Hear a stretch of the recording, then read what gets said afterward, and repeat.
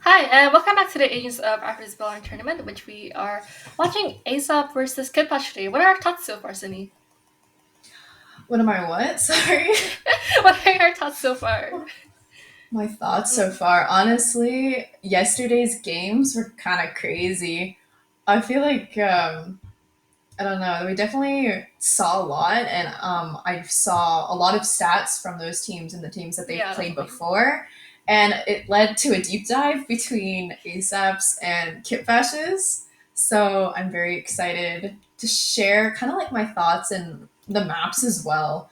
So the first map that we've got is Ascent, and this is going to be interesting because Kitbash 2-0'd on Ascent, the last game that they played, but I actually don't have any stats or anything for ASAP, so this is actually going to be really interesting. Yeah, we're finally Um, seeing a new map for them. yeah, it's going to be a new map, Yeah. and I don't know. I haven't seen ASAP style whatsoever, but Kitbash I've seen quite a bit from Kitbash, and I'm excited to see how ASAP how they work. And then we've also got the next map is going to be Icebox, and ASAP 2-0'd on Icebox, and I don't think I've seen Kitbash play on Icebox yet. So this is definitely going to be interesting. I think they banned it when they were playing, which is honestly fair. I can see that. Yeah, we're And definitely seeing then some pretty new maps yeah, here. What's the yeah, third which one? is exciting. The third one, okay, so if they do get to the third map, which I'm assuming they are, because Yeah. they did vote for their strongest maps, it's going to be Fracture. And here's the thing: it's that um, Kit Bash chose defense for it, right? And I think I'd say they're pretty strong on defense, but ASAP actually 2-0'd on Fracture, and Yeah. I don't think Kit Bash has played Fracture, so I'm excited for because new maps. But I know Kit Bash's playstyle kind of well because I've casted for them. Yeah, definitely seeing some pretty new matchups here, Yeah, but yeah. Yeah, exactly. I'm actually so nervous to watch these teams. Like, these two teams have like performed like really amazingly in the past couple days, and I cannot wait to see how mhm. much they've like improved and like changed up their strategy. Yeah, it was. I definitely had some thoughts while I was casting for it, and I want to talk about the agents real quickly. Are you familiar with with our agents, with I've our agent definitely roster? been seeing a lot of chamber picks, that's for sure. Oh my god, I've seen so many chamber players, and honestly, nothing against chamber players. If you can wield that tour de force, you're scary. I can't You're blame you're them because scary in like my all of book. them are really sharp shots. Like, they're just so amazing. Yeah, for sure. And I want to talk about the controllers too. I'm seeing a lot of Viper, a lot of Astra, Omen, especially with Artemis over here. Oh, really? Artemis goes mostly Viper. Let's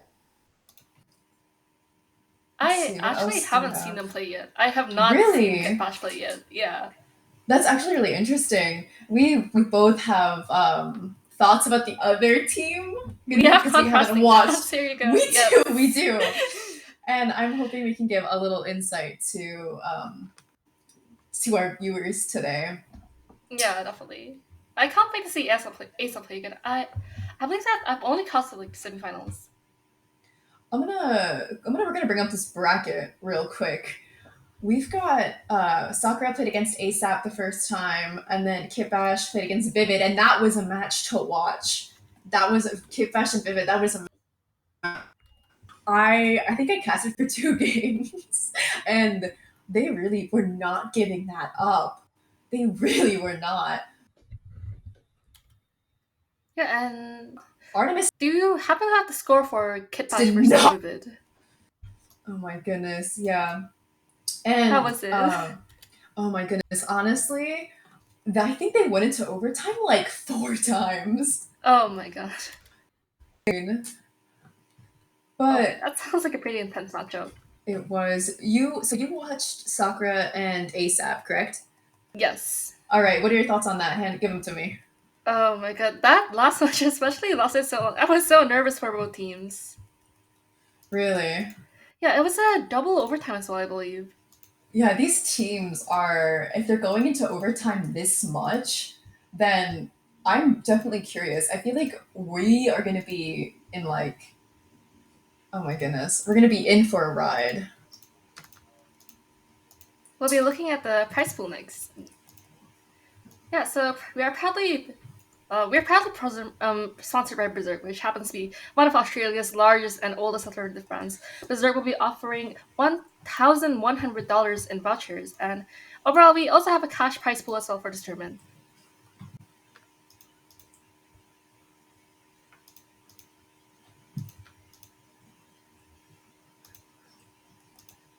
I want to look at this team roster just really quick. So here's Kitbash, and what scares me the most is Viper on Artemis. Like that's scary because Artemis is really good. Like she's able to like get frags and also help out their team, and that's amazing. I love seeing that. And Soko on Jet. I feel like Soko and Artemis are definitely the ones to beat because they're able to. Because looking at their stats, they're able to like what's it called? They're able to frag out and help their team, as you can tell, because they've won quite a bit. Um, let's see. Oh my goodness, seeing Artemis makes me nervous. I'm fangirling right now over Artemis. I love her so much. Um, yeah, what are your thoughts on this team? Yeah, I feel like I think that we've seen our fair share of aggressive controllers, especially after like Hmm. watching the match Hmm. yesterday. Like I'm loving how like they take advantage of like they use all they have to create space. They do, and it's amazing. Um, and then I want to go to ASAPs because I have no. Oh my goodness. So you can see the, like the chamber, and chamber. hmm But what scares me the most, these teams scare me. I'm just gonna get that out of the way. Is Emmy, because I've seen Emmy. I was looking at Emmy stats for like 2 hours before our call time, and it looks like Emmy is a demon on Duelist. Oh So really? I understand if Emmy favors Chamber. Mm-hmm. It's just like Emmy playing Duelist really gets their team the wins, gets their team for to see. I think I've seen Loon play a couple times. I mean, I'm trying to look through all these because I have like 7 tabs pulled up for this specifically. Loon Let is me know. quite the Let sharp me know your player. thoughts. Oh, honestly, I 100% can get behind that. Yeah. And Rosa, interestingly, I watched Rosa play as Chamber instead of the other three during the semifinals, and ended up being the Mhm. match MVP. That's impressive. Yes. Actually, I wonder if they are going to decide who plays Chamber. We're gonna switch now that we've gone over the players, we've gone over their agents, all their stats and stuff. I want to go to the map decisions. We've got Ascent, and like I said before everything was pulled up, Kitbash 2-0'd on Ascent actually, and again, we haven't seen any stats regarding ASAP on Ascent, so this is really going to be different. We're going to see something different, and that it's safe to assume that Ascent is going to be Kit Bash's stronger maps, and then for our second map, we've got Icebox. And Icebox is actually one of ASAP's strongest maps because I have actually, like I said before, I have no record of Kit Bash playing Ascent or Kitbash playing Icebox, and ASAP actually 2-0'd on Icebox last time they played. Yeah, it looks like both teams are just It's like going interesting. for their comfort pick so far. Yeah, they're going for definitely their comfort picks. They're going for their strongest maps, whereas Fracture ASAP 2-0'd on Fracture. So I think that Kitbash needs to get the, this win on Ascent because they're going to be down quite a bit. And now we're in the agent picks. What are your thoughts so far on the hovers? I'm just gonna say that I'm really hoping to see some really great controller plays on this map. Honestly, I'm hoping that we're gonna see lots of initiator util, and I'm kind of sad that Emmy decided to go KO. Oh, really? Yeah, I mean, not that I mean I have no doubt about Emmy's abilities or Emmy's like skill, but I think that Emmy really shines on duelist, like aggressive and Yeah. movement based, really movement based characters. But I just feel like KO is one of those initiators where you can really take advantage of your util to like become aggressive. Yeah, definitely. You can be aggressive and be passive. It all depends on like the kit and the agent. I would say. Yeah, definitely. But as usual, I really love double Select initiator your breaks, so I'm agent. very happy to see this team comp coming out of ASAP. We're seeing two initiators. We're seeing double initiator on because we've got Loon on Fade and we've got Emmy on KO. And I think this is a pattern that we've been saying. Mostly on these teams, it's either double controller or double initiator, and that's I assume is what's getting them wins, getting them frags. And there we go. We'll be passing this on to the in-game caster soon, so I'm very excited to watch him. I'm very excited. Alrighty, so I think once we get in, we can just throw it to the casters. We can just let them take our job for like a second. I'm excited. Yeah, Profound and very Zach they'll do so amazing. They will be. Alright, Laren, let's take a watch. Oh my god, good shit. Totally.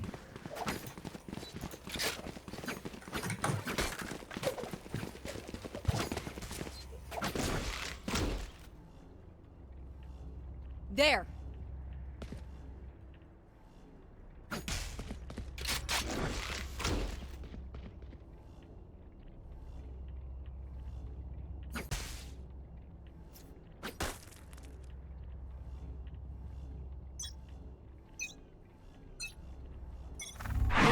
Them. Yeah, we are in the first round of this match in the grand finals. We are seeing that the attackers are all on A site, slowly heading towards them. There's some smokes down, and we can see the KO is sort of keeping an eye. The KO knife does reveal them.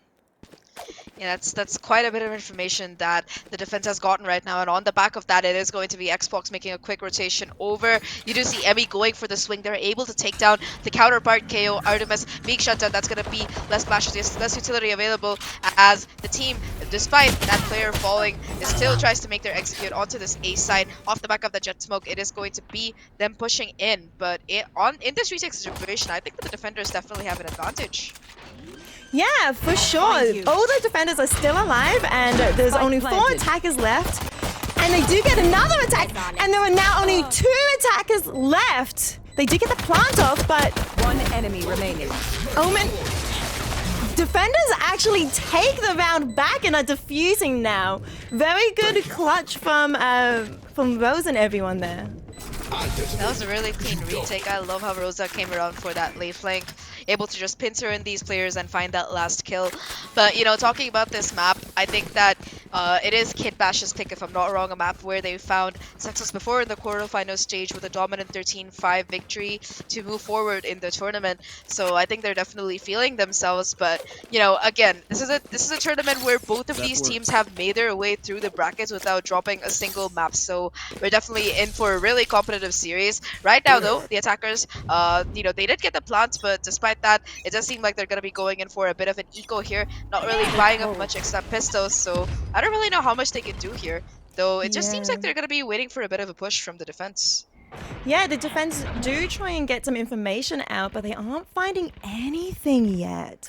So the attackers are slowly rotating, trying to see where they can push into. You can see a few of them heading towards mid. The chamber here is using some of the gun as well here. Yeah, not much being found on either side, although you know, with that utility coming in, with some information being gotten by both of these teams, it is clear that the attackers still want to go in for this A push. That Prowler not going to quite find anything, but there is going to be sense up towards A short. And I don't know if the attackers quite expect it. Perhaps after making all of this noise, they decide that the B side looks a little bit more palatable. That Trademark gonna give away information that there is heavy mid presence right now. It's gonna fall down to these two players holding the crossfire on this B side. Yeah, the defenders are holding crossfire, and Emmy does get a lot of damage out onto the Sova here. The Sova does manage to get on point, but Rosa takes the one of them out. This is a low buy for one of these teams here. What do you think? Yeah, it's nothing really in the bank here for Kitbash, but the fact is every single weapon that they can get off the hands of these players on the defense, that's going to be something that counts towards the next round. 3 players left alive on Kitbash. The spike is ticking, so that is one thing in their favor. Artemis pushes out, is able to get 1 kill, but the trades are quick. It's all down to just Soko in the back right now with the Sheriff. Tries to connect the headshot, but is unable to find anything, as it's going to be ASAP finding the second round on board. Though, you know, Kitbash, they're not too unhappy, I think. They did get the plant. They managed to get 2 players down, so that's going to be 2 Spectres dropped as well. Not too bad, all things considered. Yeah, not bad for a half buy or save round for Kitbash at all, being able to take 2 of them out. So you can see the defending team is actually going to be continuing on with this half buy, and Kitbash is going to full buy here. So it will be very interesting to see where the attackers push here with the Vandals. Yeah, it's going to be a bit more of a default, it seems. So far, we've been seeing incredibly heavy A pressure right off the bat. This time around, it's going to be the same. It is going to be that 0 points invested, though that Paintrol's Seize combo is going to find some value here, doing quite a bit of damage. In the meantime, Rosa on the B side, yeah, Rosa just pushes out, is able to find 1, but the trade is not quite there. Yeah, the insane headshot coming out from Rosa. Managed to get one of the attackers already. Unfortunately, it doesn't look like anybody can secure that gun, though, that they managed to drop. So it was a trade. Talking about interesting positionings, though, it's going to be Tokyo coming around for the wraparound from the A side, looking for that flank kill. However, Kitana is going to be ready for that, is able to connect the shot. Artemis finding one of their own towards mid as well, and this defense suddenly has been completely dismantled for ASAP. The last 2 players towards this BCT, they know where the hit is coming. They are helpless to stop it. Absolutely helpless. I agree, Zach. The 2 defenders don't know what to do at all.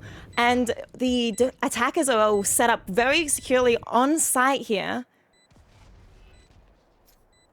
Yeah, at this point, it's just a question of how much more damage they can do. This is a bonus round for the side of ASAP. They haven't really invested much inside. They have those Spectres. All they want to do is try and take down some of these rifles with them. Sandra trying to go in for that first engagement here. Not quite able to find anything, though. Miranda does do her the favor of pushing out. Sandra trying her best to trap these players inside, at least keep these weapons. Finds a second as well. Incredible value right now, and I think that this might be a complete washout. They're going to be losing all of their rifles here. Yeah, that is actually incredible work here from Emmy.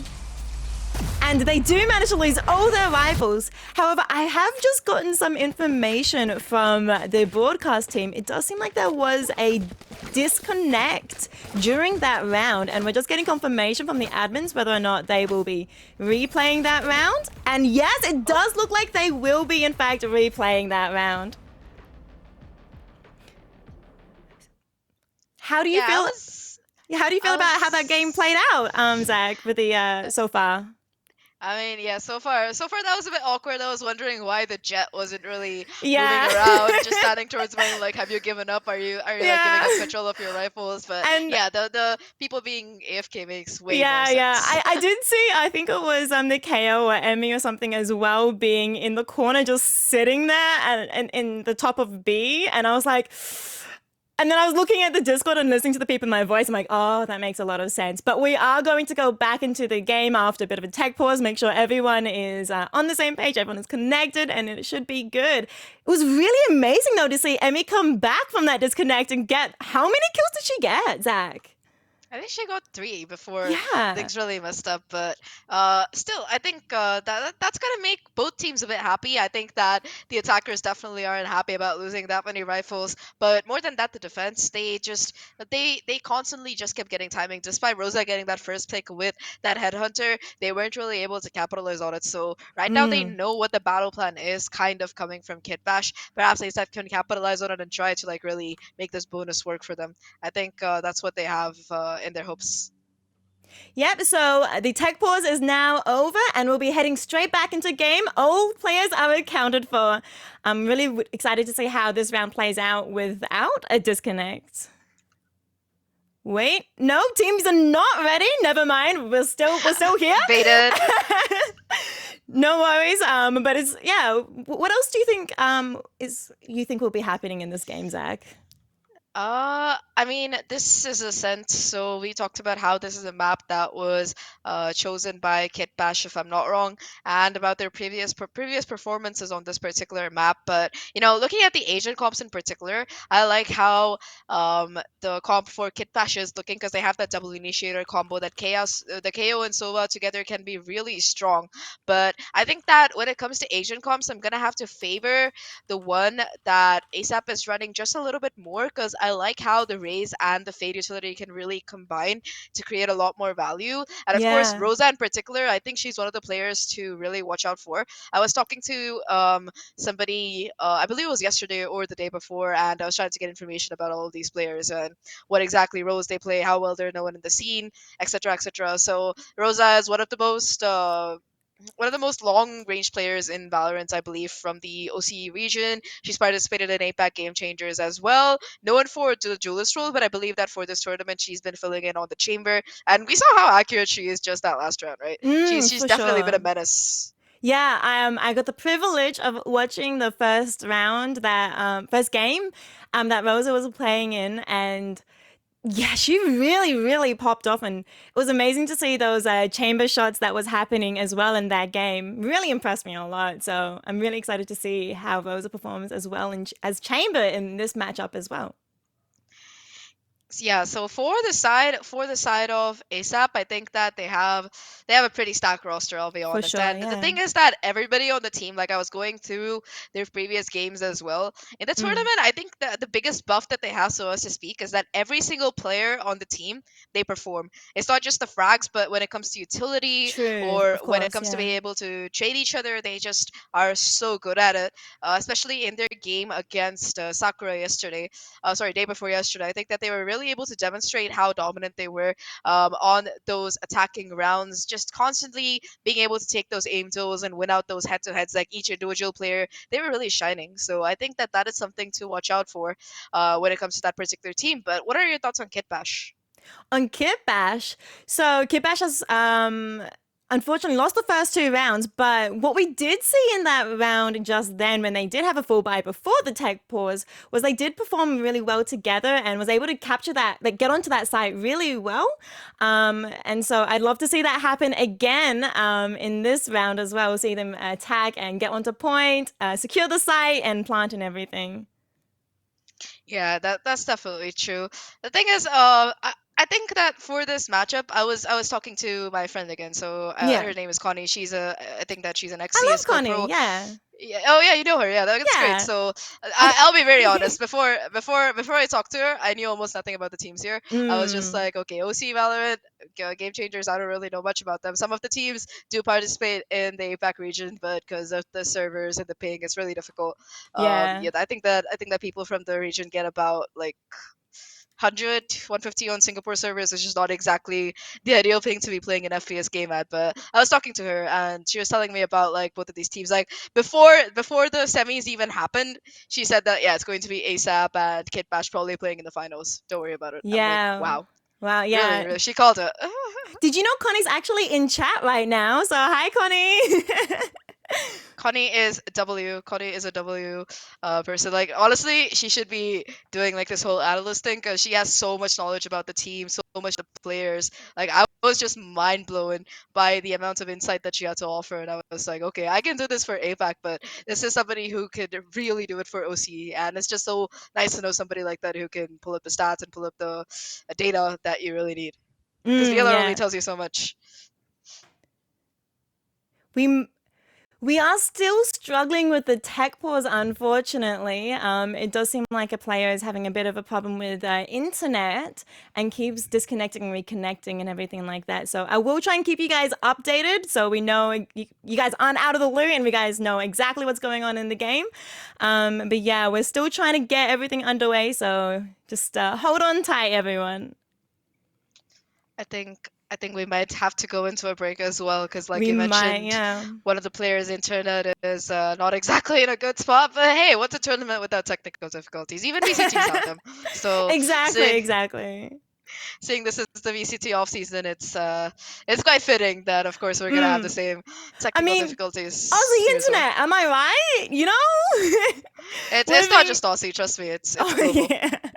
Yeah. So we might be heading into a break. We're just trying to determine how long. We're probably going to go into a short break, a 5-minute break or so. And then we'll be right back. Hopefully the internet issues will be fixed by then. Otherwise, we'll keep you guys updated on everything. Yep. So we'll see you guys after the break. Please stay tuned. And hopefully we'll come back with a really exciting game for you guys. Bye.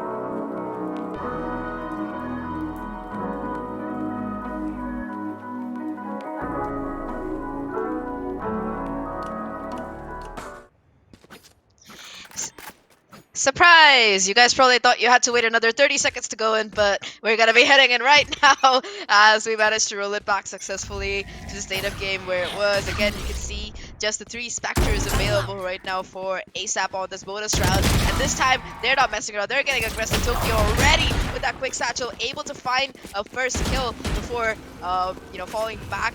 Also picking up that upgrade. In fact, they're not falling back. They're just pushing into spawn towards mid.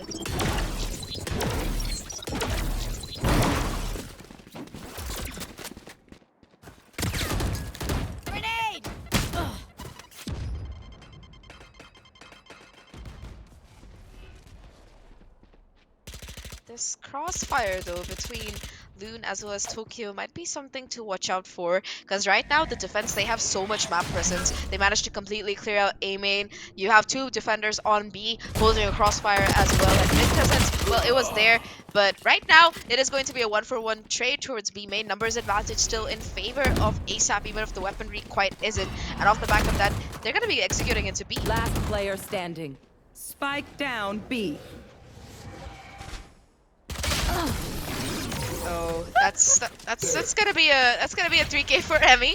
Last time around this bonus round, I think that time as well it was a 3K for Emmy, but this time around it's gonna be the round win for ASAP to make things worse. The bonus round goes in their favor, and they're gonna be able to get those upgraded juicy rifles as well to make things worse. Kitbash on the other hand, not gonna be feeling too happy about that round. Yeah, Zach, wow, incredible performance from ASAP there, winning with a very eco round there. And unfortunately, that does mean that Kitbash here will have to actually bring out all the sheriffs and frenzies. What do you think how are they gonna win this round, Zach? It's gonna take some really nutty shots, but more than that, I think it's gonna be some mistakes that ASAP will have to make. You can see that perhaps expecting the aggression of the previous round, it's gonna be a bit of a slow take coming in from the side of Kitbash. You can see them waiting towards A main to see if anyone's gonna be pushing out, but instead, off the back of this noise, it's gonna be a quick rotation over 4 players towards this A area and short area. Sandra already spotting out multiple players, yeah. The flashes are coming out, and Tokyo managed to get a headshot. Again, another headshot. Is she going to be able to get a third? Unfortunately, she does get traded out, but it is a 1v3 situation. This poor Jet only has a sheriff to her name with 3 defenders closing in on her. No spiky there. Rosa knows where she is, does have that Vandal to spray with right now. This player is going to be solo. Soko tries to reload, but not quite connecting as Emmy gets that last kill. And it's going to be 4-0 for ASAP right now. Keep the momentum. 4-0 towards ASAP. Kitbash really have to pull out the big guns here, and they are pulling out the big guns. As you can see, they have got full board 05 Vandals here. Yeah, finally a full buy coming in for both of these teams. Excited to see how this goes. Emmy does have that null command available. Tokyo also only 2 away from that showstopper. These might be ults to watch out for. On the other hand, for Kitbash, both the Sova as well as the KO are only 1 and 2 away each. The KO ults might be crucial, but already Rosa, she's not afraid to get a little bit aggressive here towards B main. Yeah, she's right in front. They do know that everyone is here as well. There was a KO, and the spray connects, and she gets 1 pick already. Rosa, well done. And then there was a trade, though. The Omen does, in fact, take down Rosa. Yeah, 1 for 1. Not too bad for Not either too bad. team. No. But I think that losing their Jet for Kitbash, that's going to make entering even more difficult on a map like Ascent, which tends to be super defender-sided. If your duelist does not do work, it's going to be really difficult to get into sight. And now, with that Jet going down for Kitbash, it's going to make things much more difficult. Though, it seems like they want to regroup towards this A side instead. Yeah, they are slowly rotating to A side, but you can see as well that the defenders are also, trying to make sure that the A side is covered, and they are slowly rotating as well. Tokyo is going to be detected by that 0 The point blind score. at the exact time as she peeks. That is so unfortunate. She goes out again, but managed to get 1 kill, but does get traded out by the Omen. Spike down It's A. going to be the spike on Last player site, but standing. unfortunately the defenders are going to push through completely. It's all down to Zara on Oh this my, Zara lurk here. gets a headshot just in vision. That has absolutely no idea where the last player is, and managed to clutch the round. Incredible work from Zara here. Now, Okay, Kitbash does actually have 1 round on the board. They are so dead. Yeah, they get it off of that clutch from Zara. Zara also has that tour de force to work with, some additional utility in the pocket.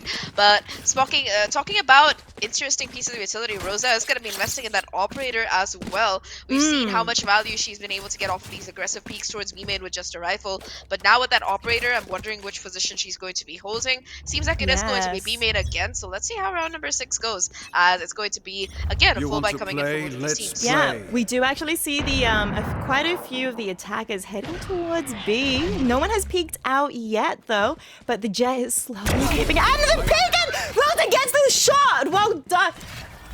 So there's now a 4v5. Zach.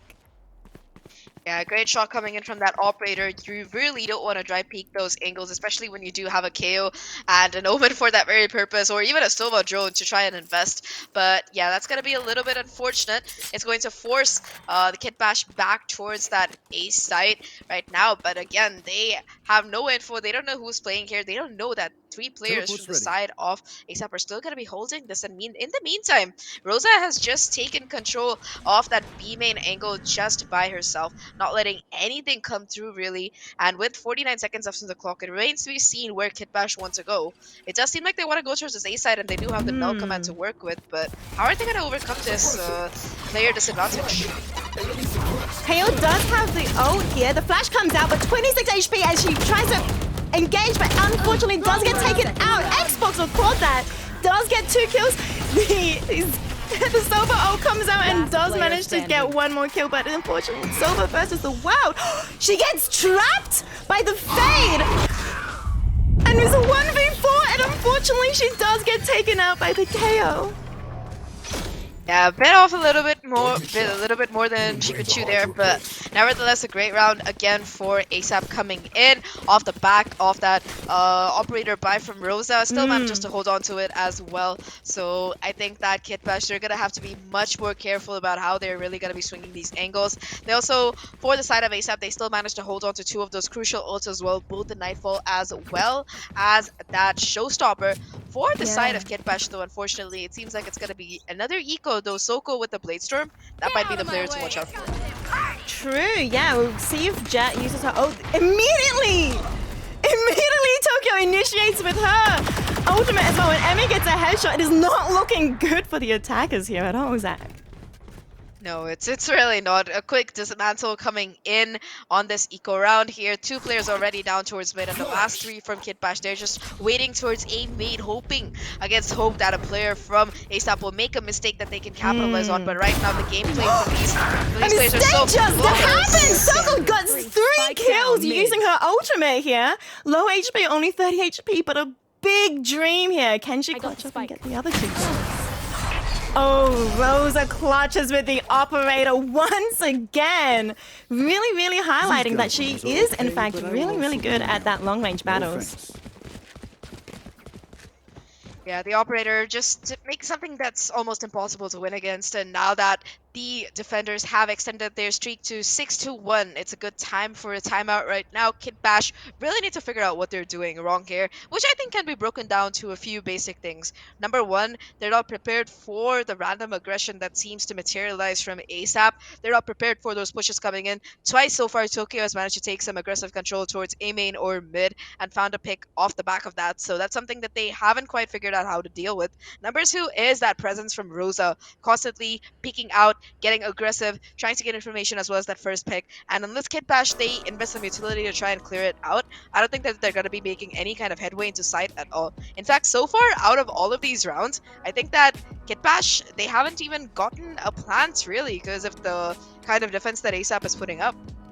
Yeah, there was really strong defense hold at the moment from ASAP here. It's actually really strong, especially with the chamber and the operator happening everything on the B side.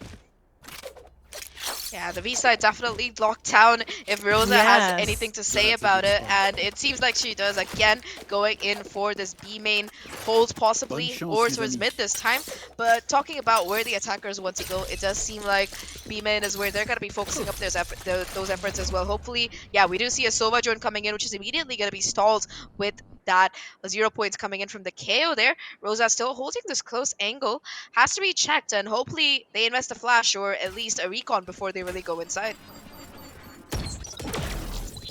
A little bit of util is being used at the moment, trying to get some information out. And there's a peek. Rosa misses, but does manage to escape with her life. And Artemis cleans up the kill there. Does not realize there are actually more people over there in spawn, but gets through with a bit of damage on the attacker side. Yeah, 4v5 right now. Player advantage finally in favor of Kitbash here, and the B side is completely open as well because they just left it to Rosa to guard, and once that operator shot went wide, it was just left open. They do have some ultimates for the retake here, but on the lurk, Minerva goes huge, able to find one before finally being shut down. Things back to a 3v3 at that Nightfall. That's gonna give away almost no information. Yeah, they all managed to escape that ultimate there. There is a blind coming out, and the spray does get one of the players. So it's a 2v2 at the moment.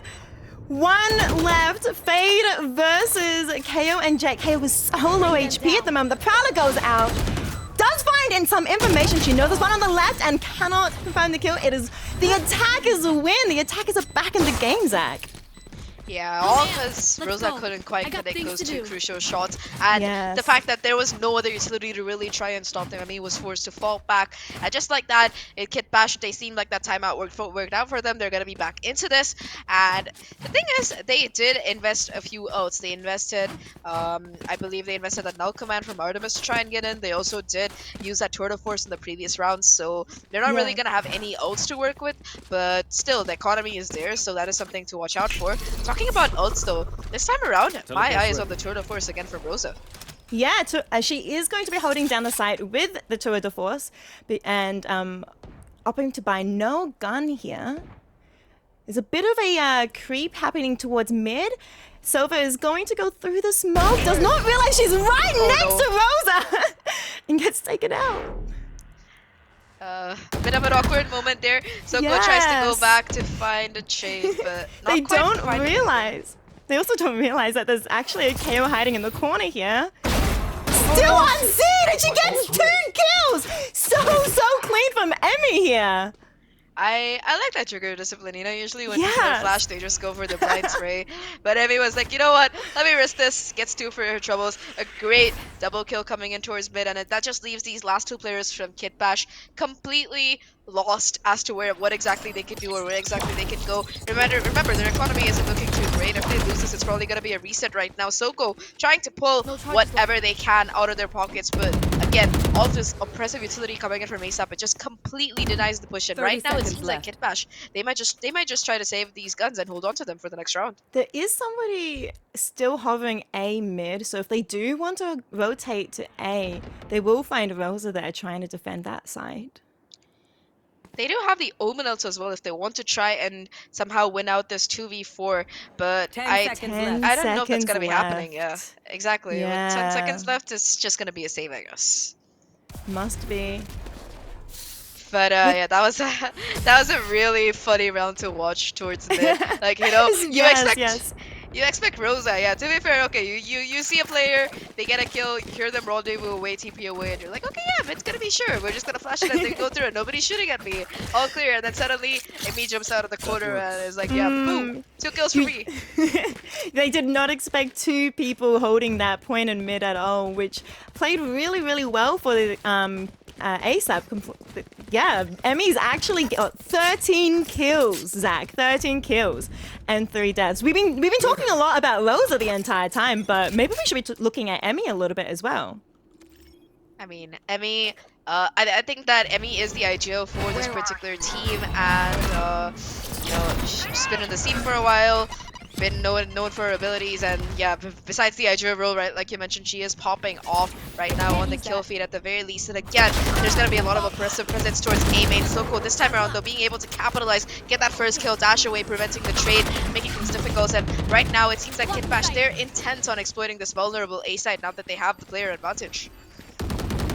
There is someone creeping through a tree as well, and the defenders do manage to get those 2 kills. It is now a 4v3. not much happening, but the attackers do manage to get on point. Tokyo tries to peek the corner and gets taken out by Soko. Kitana as well taking Emmy. It is now a 1v2. Can Omen? Omen takes one, and there's one left. Just a KO. He's underneath and manages to clutch up ASAP. Unfortunately tries to go for the res on KO, but was not there in time, so it is only Omen left standing, but did get the clutch and did win the round. 8-2, Zach, 8-2. Yeah, dominant performance coming up by ASAP so far on this defensive half. And remember, this is Kitbash's mapping. This is a map in which they've been able to dominantly defeat Vixens before in a 13-5 scoreline, and right now they are just being bullied. To be fair, like I mentioned before, on Ascent, the defense is the map is very much more heavily defensive sided, especially in professional play. But despite that, it's still a phenomenal performance coming up. And talking about that last round, it was Sandra in that 1v2 to be able to clutch it up, but it was made possible because of Emmy's null command, which was still shutting down utility from both of those players. And again, aggressive ult. Not quite connected. Very aggressive ult. Yeah, but unfortunately not much connected, and we're now in a 3v3 situation. Emmy does get a headshot on Jet, so they are without a Jet once again. And Kitana getting Emmy down as well. Rosa with these very, very close corner operator shot. Bit of gun shopping towards main goes unpunished as Rosa is not quite able to connect the shot. The Hunter's Fury invested as well to try and clear out this market area to try and push Rosa off the angle, but Rosa does have backup right now. It is going to be the Omen towards his backside to be able to provide some backup on the stairs angle. However, this is all just bait. While the Sova has been making this noise towards B main, Kitbash's Omen is booking it towards the A side. They want nothing to do with Rosa or her operator or the other Omen. Yeah, they're gonna be able to get the spike down, but already Rosa is already there. I don't know if the Omen realizes she's up top, but the smoke does come down just in time for Omen to reposition. And the Omen manages to get one of them, and is now a 1v1. But can Sova get here in time? Does she know where Sova is? They know where each other are. Oh, but the gun is not quite right now. I believe that Sova has a judge and a pistol. Rosa tries to go for the share of shots, but it's going to be Kitana who comes out on top. And that's going to be a successful thrifty that Kitbash pull off to get themselves back in. If they can win one more round, 8-4, doesn't look too intimidating though. No, 8-4 does not look intimidating at all, Zach. Especially once you switch over to defense, yeah. It's also interesting to see that Kitana didn't actually pick up the operator there at the end. What do you think about that? I mean, it makes sense to me. Right now, it's not like ASAP are really giving any peeks apart from Rosa holding an angle with an operator. They're just satcheling in and jumping in, and I feel like on attack they're already not able to push too well. So putting down that operator made perfect sense to me. Like they need every rifle they can get. But talking about rifles, it does seem like this time around they finally figured out how to successfully manage a quick A push. They're already into the side. They already have complete control, and they're gonna be able to get the spike down as well, leading to a full 5-on-5 retake right now. Yeah, Zara does manage to get one pick on Tokyo, so the attackers are looking up a little bit. But Emmy does take Zaya out in return, so it's a trade once again. It's gonna be the chamber going down as well, so they have to be wary of the backstab from Emmy. But right now, after that kill onto Kitana, it's quite obvious that Emmy is no longer on the flank. Artemis though goes huge, able to find 2 of their own 3, in fact. And that's going to completely change the momentum of the round. Get Kitbash the 4th on the board, and it's going to be an 8-4 half. Right now, though, Kitbash, they're under tremendous pressure. They might be 4 rounds behind, and they have to start by winning this pistol, because otherwise it's going to let ASAP build up too much of a lead here. You really don't want to let a team get that momentum like that. This is their shot to really come back, and it starts with this pistol win. For sure, for sure. It is an 8-4 game at the moment, so it would be really great to see how ASAP actually approaches this attack round, knowing that they are this far ahead. And it'll be interesting as well to see how Kitbash tries to defend. As you said before, this is a more defender-sided map, so hopefully Kitbash can bring it back and go hard in this round.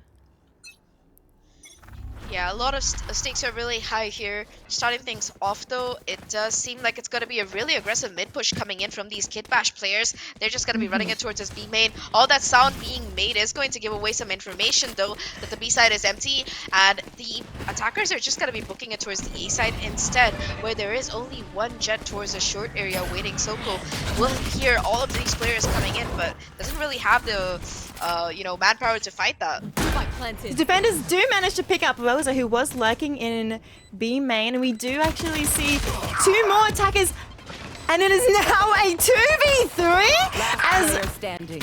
1 defender left. Jet just left here versing a Raze and Omen, and does manage to secure the kill on Tokyo, and they are dancing around the generator right now. Ooh, the reload. And Omen does manage to clutch up, and the attackers have won another round. Unfortunate. We were hoping to see the defenders win this round, Zach. Yeah, 9-4 right now. Things not looking too great for Kitbash right now, but we have to talk about the calls coming in from Emmy, I believe. Again, they start off towards A main. They hear a lot of commotion towards B as well as towards mid. They make the call to execute onto A side, and despite losing their lurk clear, despite not having a flank watcher anymore, they managed to pull magic out of the hat. I think credit for that round goes to Sadra and Tokyo mostly, who were on site. They were able to kill all those players jumping down from heaven and change the momentum of the round. But, right now, talking about momentum, it is going to be them just rushing towards B main and immediately finding 2 kills. Yeah, they are running in, guns blazing, and managed to secure those 2 kills. They have secured the site completely. 1 enemy Defenders are trying to come in, but unfortunately both of them get taken out. There was 1 player left, the Omen, who was trying to get into market. We'll find a KO there, and we'll get taken out by the judge from Emmy. Yeah, that's just a shotgun div. A shorty versus a judge at that range. Not much you can do, but I like that play. I like that play from Emmy. Just goes in, buys a judge, just runs into sight, gets 1, gets 2, gets 3. Really using those omen smokes to in their favor to really pull across those close range fights. But right now, this is Kitbash's last chance to really prevent this map from sliding away from their hands into ASAP's pockets. They do have their full buy. They have to really try and capitalize on it to make things work. And Kitbash, ASAP, well, they're not changing things much. They know that the B side works. It just seems like they want to go in for it. Exactly. Unfortunately, the KO knife does not get any information for the attackers, but they are very confident, so they do spend a lot of veto trying to get information, still finding nothing. There's no one on site either, so theoretically they should just be able to get the plant down. And oh my god, Emmy with the judge through the smoke, able to find first blood yet again. If there is an MVP for this match, I will be very surprised if it's anybody apart from Emmy. I 100% agree, Zach. Emmy has been doing so much work, the calls she's been making, and just the gameplay as well. She's been incredible. Defenders are slowly making their way onto site, getting a little bit of information. Unfortunately, the gun difference actually doesn't help there. Yeah, in these close range fights, scrappy fights, Spectre does tend to shine. Tokyo already fighting 2 before finally being shut down. It's gonna come down to a 1v1 right now. Omen versus Chamber, but they don't know where exactly Rosa is right now. They try to go in for the defuse, but I think Rosa has disconnected, so that is going to be the defuse coming through. 0.35, but we might be seeing another rollback coming in pretty soon. Yeah, we may be going into another technical pause, but what a very, very close round there. Zach, that was incredible to watch, seeing the defenders finally, get that round that they really, really needed. So we'll see what happens if we need to do a rollback, and yeah, see what happens in this game, because I would love to see the defenders win another round again. Yeah, they have a lot of work to do to make this comeback, but they're definitely capable of it, looking at how they managed to pull together the last round. But I think that looking at how these 2 teams are playing, ASAP, they just seem to they've just done their warm-up better today. Maybe because it's the first game Kitbash, they haven't quite They haven't like quite done their warm up before, but today Mm, ASAP is just looking flawless right now. Especially, we talked about Emmy, but another player that I would like to highlight in this attacking half is Tokyo.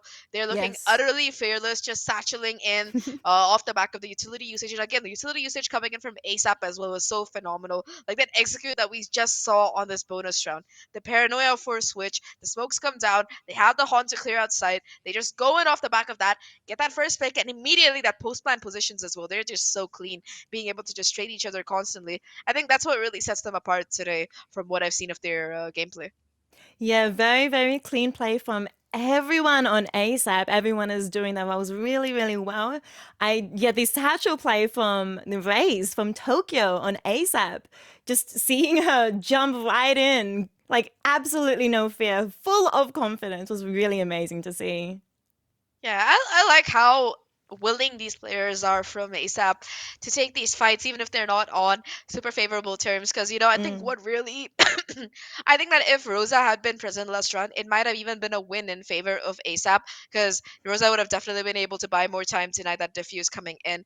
But yes. talking about that round, like, I think the moment that really clinched it for me, what changed the things around, was Tokyo being able to find two with Spectre on that lane, knowing that they have that Spectre, Yes. knowing that they'll be able to get that kill and immediately fall back, possibly repeat if they need to. In that closer range, that Spectre is going to do so much more work.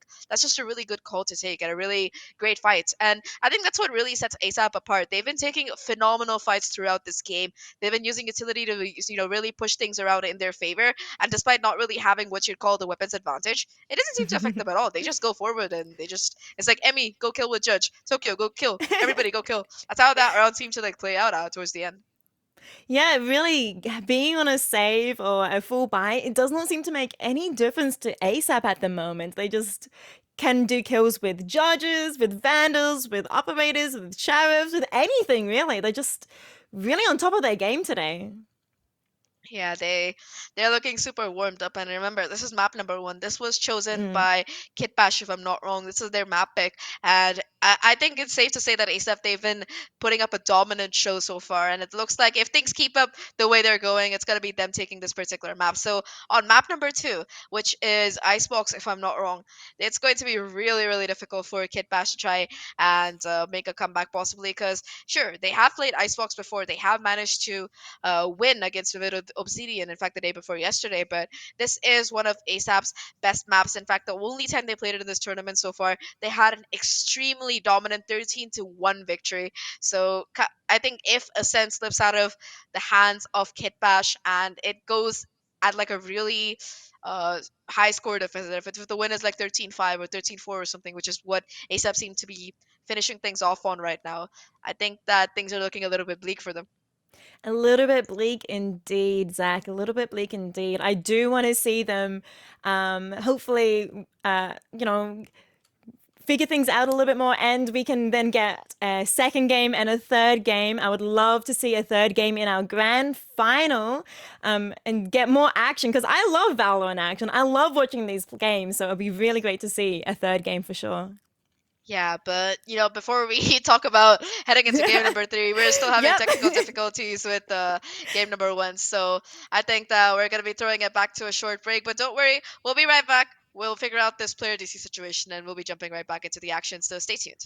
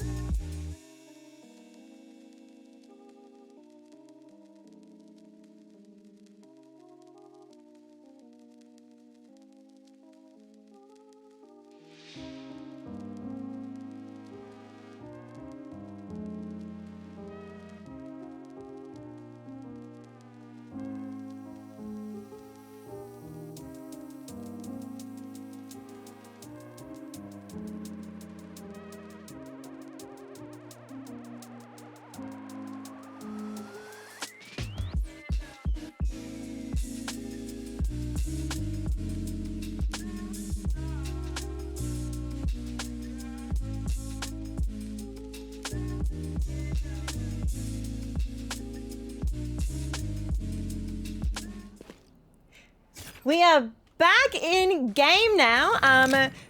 We are actually going to be keeping the score from that round, as it was determined that Rosa probably wouldn't have made it in time back to save the spike.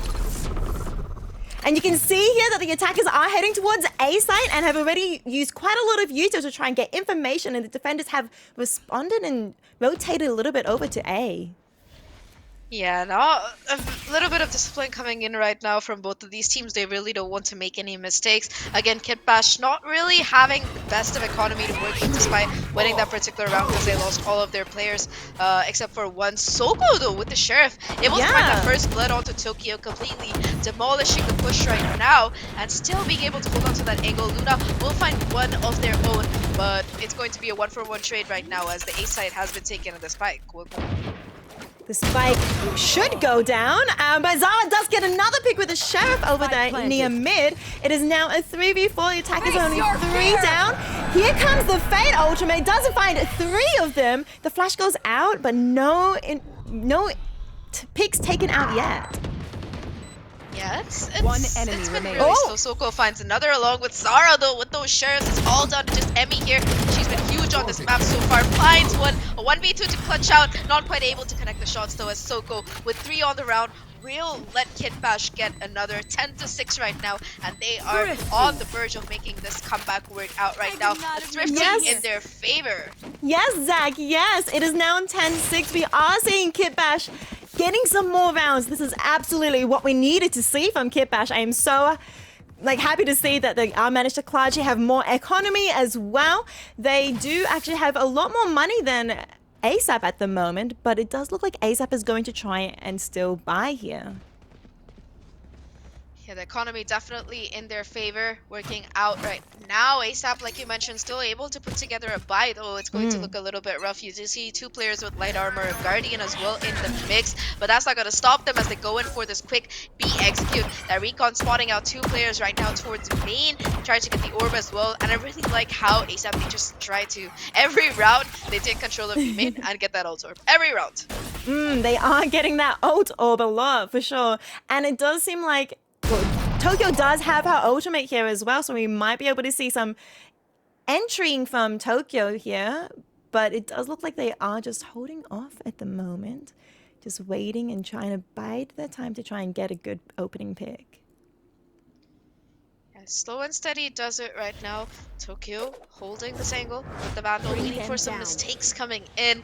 But Kitbash, they seem to have finally found their footing on this particular map. On defense, excelling. As I see that Tokyo finally finds the opening that ASAP really needed, immediately drawing in the rotation. But it's just a bait because the spike itself, well, it seems like it's heading towards the A side instead.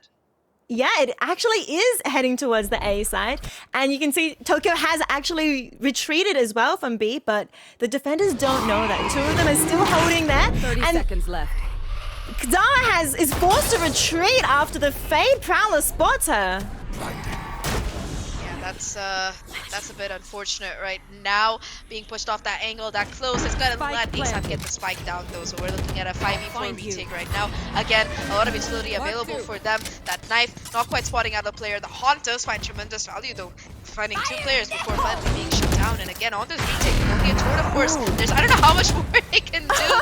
Tokyo already with the showstopper able to find one. The trade back is there, but the clock is still ticking. Soko is doing damage, but how much more can she really carry? It's a 2v3 now at 2v2, and the defenders are only one left on the Omen. Can the defenders clutch up and get the site? Chamber does retreat, and you know what? Is she sticking? She had absolutely no idea where Rosa had actually teleported to and was not able to watch the angle. These strangers You want know, me dead. that wasn't even a 1v2, that was a 1v1 because Emmy had disconnected again. I could see Oh, her really? hanging around there towards B main. I was like, wait a minute, what is this late lurk? Then I realized it's not a late lurk, it's just Emmy being AFK. But despite that, Rosa clutches things out, manages to win the round for the team there, and they take ASAP to 11 right now, really building upon that lead. And off the back of that round, it's going to be a do or die situation for Kitbash here. Not really much of an economy to work with. Soko does have the Blade Storm, and we've seen the damage that this particular player can do on that agent. But aside from that, it's going to be the last fight that most of these players can really get in. So they have a lot of work to do. A lot of work indeed. But it is possible, as you said, because Jet does have an ultimate and they do still able to buy a little bit. And well, actually, both teams might not be able to. Wait, they can actually full buy? Yeah, they can. So I do hope to see the defenders get another round. Wait, what's happening over there? They're looking deep into their eyes. Some really good team morale coming from ASAP as they were like hugging each other over there in the spawn. Yeah, sorry about that. This this little Zach. creature has been biting my foot for the last minute, but yes, I think she's enjoying the game as well. So, you know, talking about how these teams have been playing, I think Kitbash, it's unfortunate that we've had like another tech pause right now because they were finally finding some momentum. I think in particular on this defensive half, a player that has really been activated for their team has been Soko. We saw her popping off on the Sheriff, on that Vandal as well last round. Unfortunately, it wasn't quite enough to swing the round in the favor of the team, but nevertheless, they've shown that they're definitely in it to fight it. And 11-6, well, it's not too bad. It could be much worse. Yeah. No, I do believe that this. Yeah, 11-6 is a really good score still. And I do believe that the defenders, that Kitbash can pull it back still in this game and in the next game too as well. By the way, Zach, I have to ask, We've seen her face now. Well, what's your cat's name? Oh, her name is Nyx. So I say again, Nick? Nyx, Nyx. Nyx. Ah, how old is she? Tell me more. I'm a cat person, so I gotta know more. All right. Well, she's about a year and 3 months old. She's a rescue. I actually got her like a few months ago. Somebody rescued her from a breeder, and yeah, she's just been hanging around. She likes bugging me for treats and food. She likes randomly biting my toes, which is what she's doing now. And yeah, she's a really nice cat. Keeps me company quite a bit. So it's nice. Yeah, that sounds wonderful. Absolutely amazing. I love cats. I have 3 cats myself, so I'm a little bit of a crazy cat lady. But my cats kind of jump all over the keyboard, so they're not allowed in my room while I'm gaming, because otherwise I can't actually game. But it's Oh no. wonderful that they made an appearance. Maybe we could have a third caster on stream, you know? See Uh, see her cast away. I'll pull her up when somebody does something amazing, but I don't think you'll be hearing of much apart from angry angry meows from the cat. But yeah, to be honest, I'm a dog person. Like I have a dog back at my parents' house.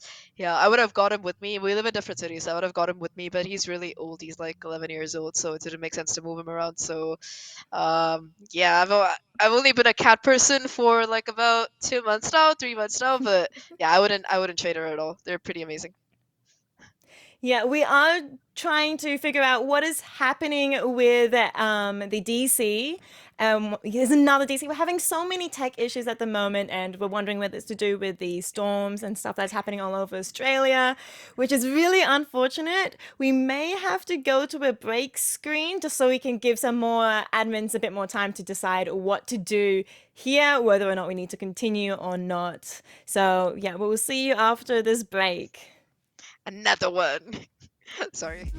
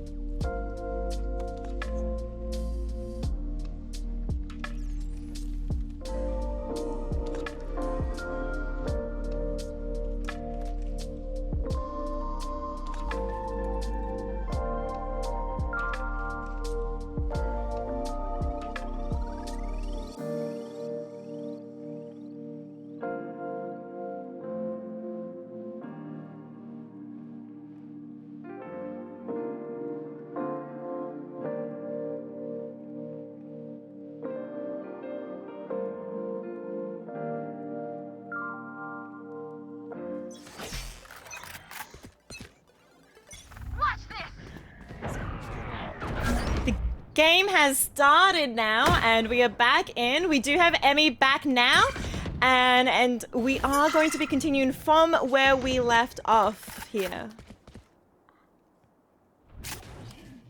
I still see the timer on the broadcast. I don't know if that's something, but we're back. All right. Hopefully we don't see any more delays. I know I'm already jinxing it by saying that I hope we don't see any more delays. But heading into this particular round, it does seem like the side of the attack ASAP, they wanted to go in for a little bit of A presence this time. That 0 point's already going to detect 2 players right now as they try to make their way forward despite that information being given.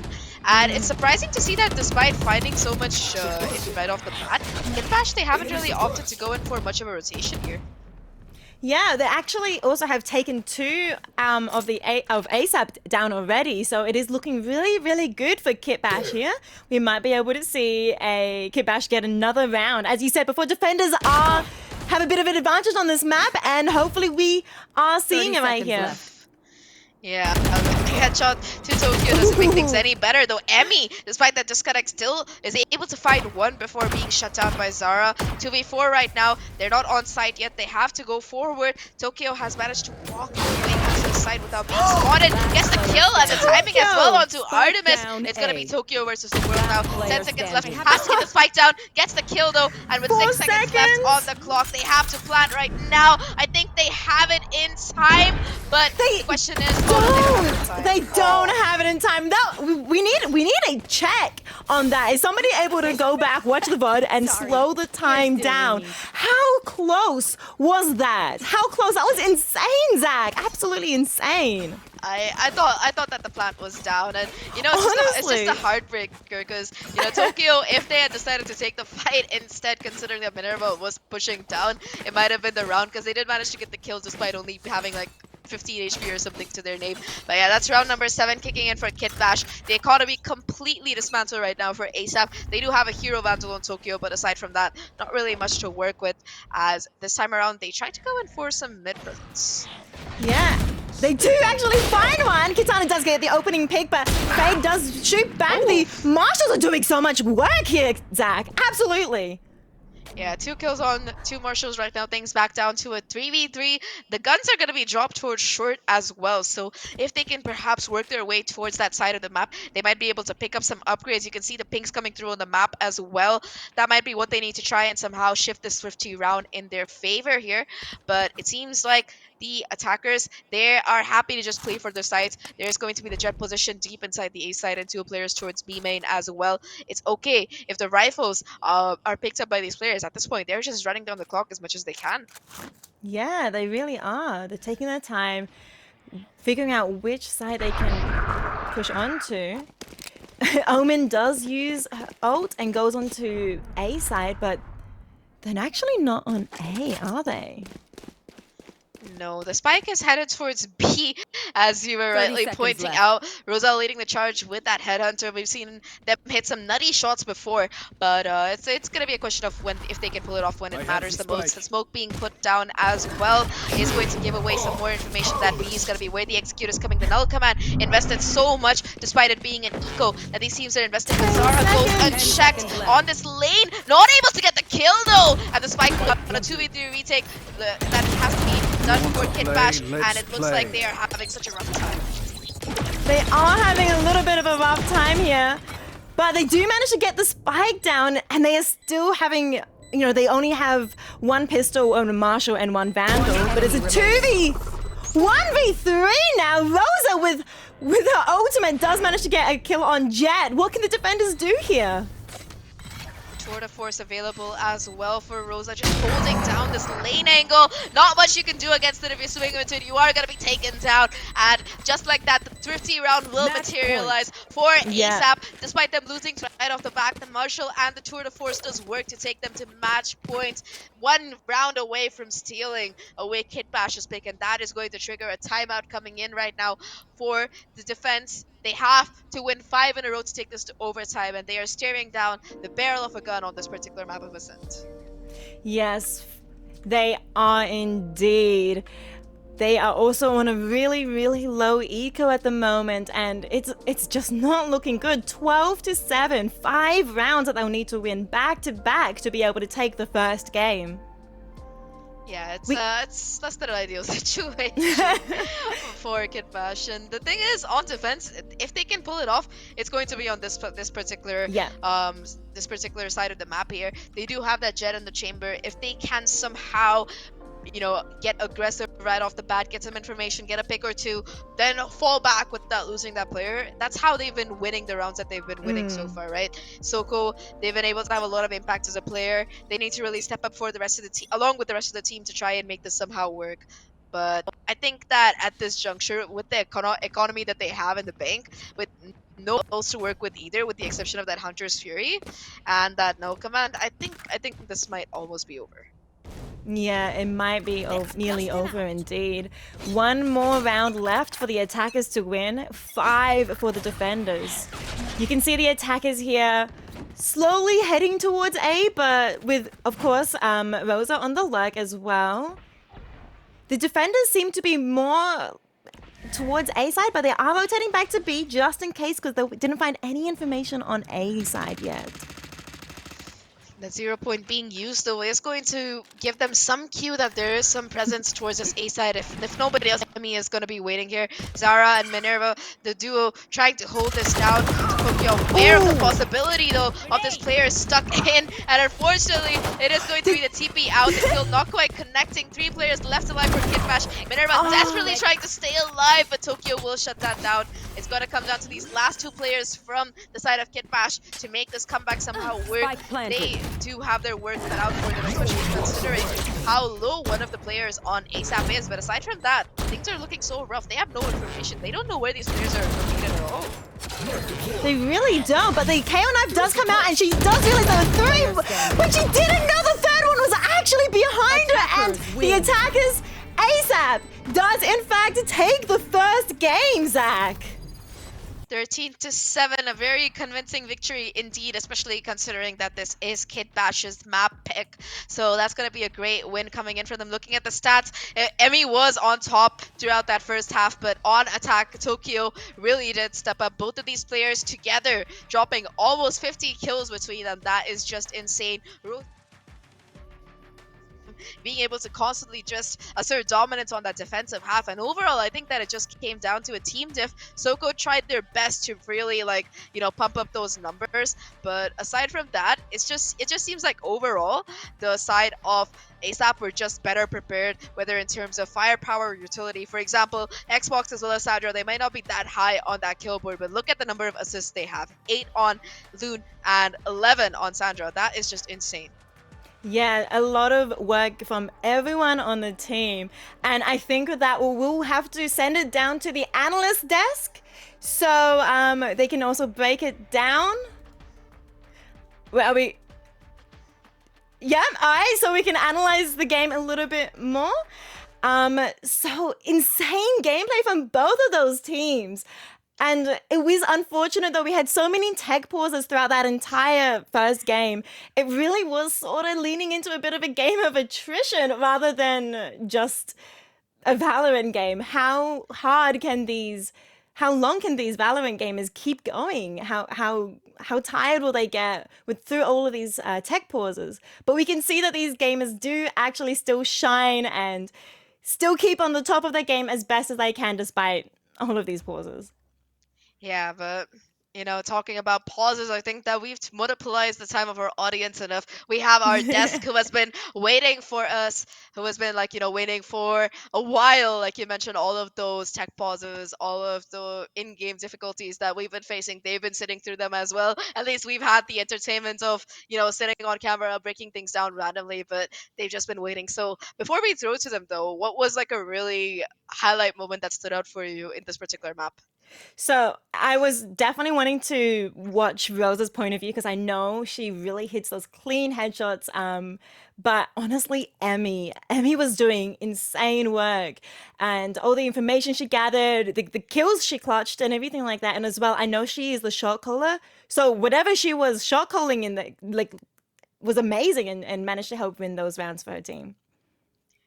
All right. I think for me, I really liked how Soko was performing once on that attacking half, especially that round with the Blade Storm, where they might not have won the round, but they definitely managed to really pop off their 3 kills with the Blade Storm despite being at like 30 HP. That is a phenomenal round coming in from the Kitbash players. They're one of their more excellent rounds, and I genuinely believe that if they had been able to get even 1 or 2 more rounds on attack, and if there hadn't been this constant pausing because of the tech issues, they would have been able to really like sustain their momentum because Yes. right, if you remember right in the beginning of the map, round number 3 they did technically win it, but because of that rollback, the bonus went in favor of ASAP instead, and just from there it was like a trail downhill. I think at some point it was like 7-0, so I think that was something that really played a factor in this particular game, so that's just a bit rough.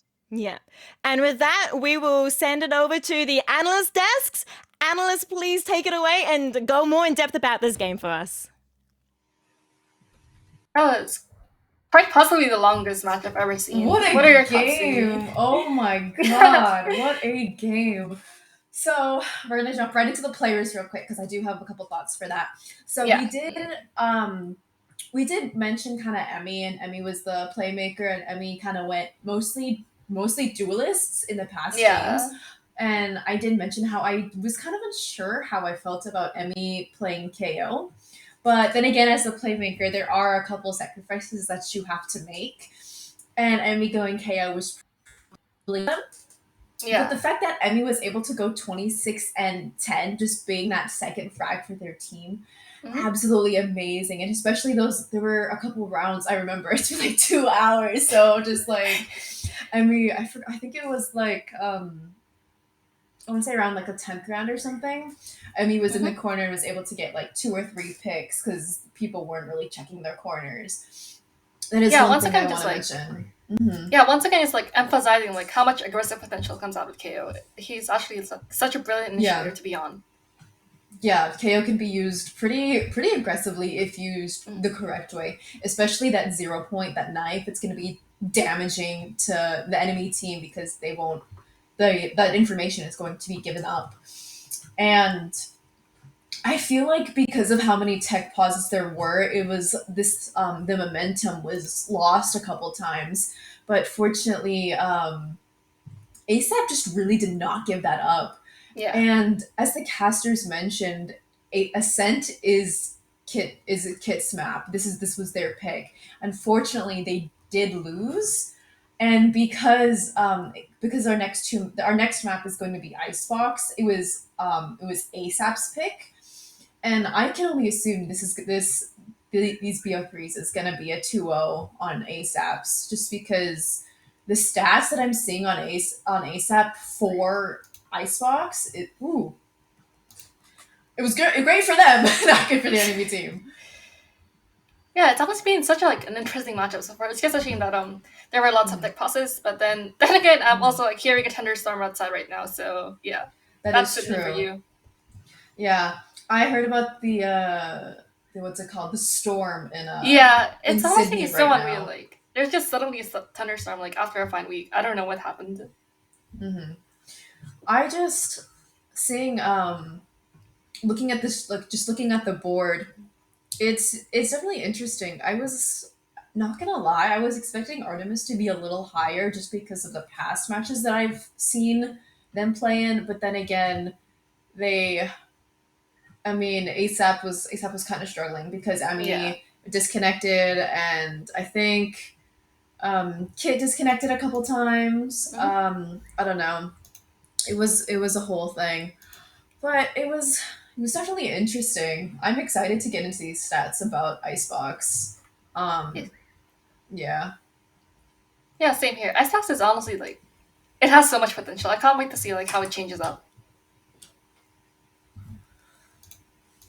I think we're gonna go over some stats real quick. It's gonna be pulled up here in a minute.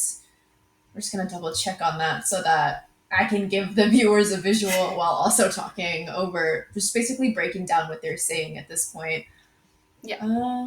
If we're ready for those, 1 second. All right. I think we're gonna compare Emmy and Artemis. they both played KO. Yeah. And I feel like we can see a difference in there. There we go. You can see that the combat score is, I mean, it's significantly higher on Emmy's part of it, and especially the headshot rate. I feel like um, just a lot of the kills for Emmy were, I think, mostly headshots, which is actually impressive. And I want to say that maybe KO just isn't Artemis's agent. I think she's very much very strong on Viper and Omen, just mostly controllers. But then again, they were kind of struggling with internet issues. So I mean, maybe, I mean, once the whole what's it called goes down, they'll be able to see it. Um, what are your thoughts on this? I still think both KOs perform really well. It's, in my opinion, Initiator is like a hard role to fulfill. That is quite possibly like the one role I don't play. So honestly, props to these two players for doing amazing on that map. Agreed. Do you think KO is like a good initiator for Ascent, or do you really prefer like another one? I have a strong preference towards Sova and Fate on Ascent, actually. Honestly, yeah, I can definitely see that. I prefer. I mean, I like having a Sova on Ascent just because I've seen a lot of lineups. I think Yeah, same here. one of my favorite streamers has like a pretty good lineups on Ascent with Sova. But at the same time, I love playing Fade on Ascent. There are a couple Sage lineups that also work with Fade with her Lear, which is really cool. Yeah, absolutely. Yeah. And let's I kind of want to just off the bat just compare the top frags. I know we don't have any stats for that, but I'm just gonna tell the stats. We've got Tokyo with 22 and 15 as Rays, and then with Soko we've got 16 and 16. You can obviously there's very much a difference with the with this. And speaking of duelists, looking at our top duelists, is there any duelist that you really prefer on Ascent? I feel like all of us love to see Jet on Ascent, so that's something that I saw Soko execute extremely well. Like seeing like Soko's performance coming from a open IV, was it FSL, like a couple of months back, and now it seems to be that she's still as good as that and just like constantly improving. I loved watching her. Oh, very much so, yeah. And let's see. I think I was gonna talk about the headshot rate for Soko, which is 47%. That's pretty good for a headshot percentage because it's like you got to be really precise. And then let's see, what other stats do we have? We have. I think we also have. Hold on, I'm double checking with our producers real quick. I'm like frantically clicking around. Yeah, no worries, don't worry about it. We have our chamber. We have our chamber headshot percentage, which is 15%, which is, I mean, it's still pretty up there. Um, let's see. Um, what other stats did you want to bring up? I'm not sure about that. I feel like headshot percentages like have just shown like how sharp these players are. Honestly,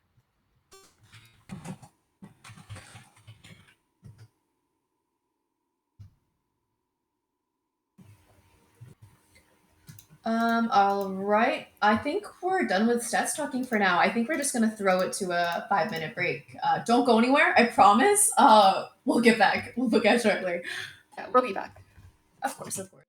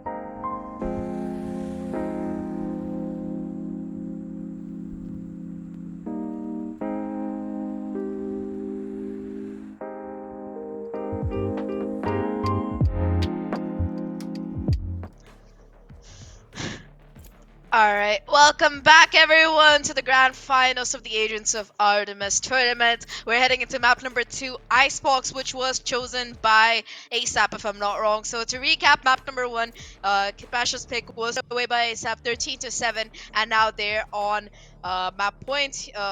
series points here. All they have to do is really close out map number 2, which was chosen by them. Looking at the picks coming in for Kitbash, it seems to be a pretty meta comp. I see Minerva messing around on that Yoru, but I really doubt that we're going to be seeing that pick coming through. It does seem like it's going to be a Sage instead, and that is going to be the most meta comp that Icebox has ever had in the history of Icebox, right from when the map was released. But what do you think about this Agent comp coming in from ASAP? Yeah, well, at the moment, we only see a KO being locked in. Interestingly, the others are still hovering. Unsure if we're going to get all of these exactly as they are, but the Fade has been locked in as well. As you said before, what Kitbash has is the meta at the moment. His ASAP's also meta. You do see a little bit of Fade race coming in, but overall I think that the best initiator for Icebox is just Sova by virtue of how strong his Recon and Drone are.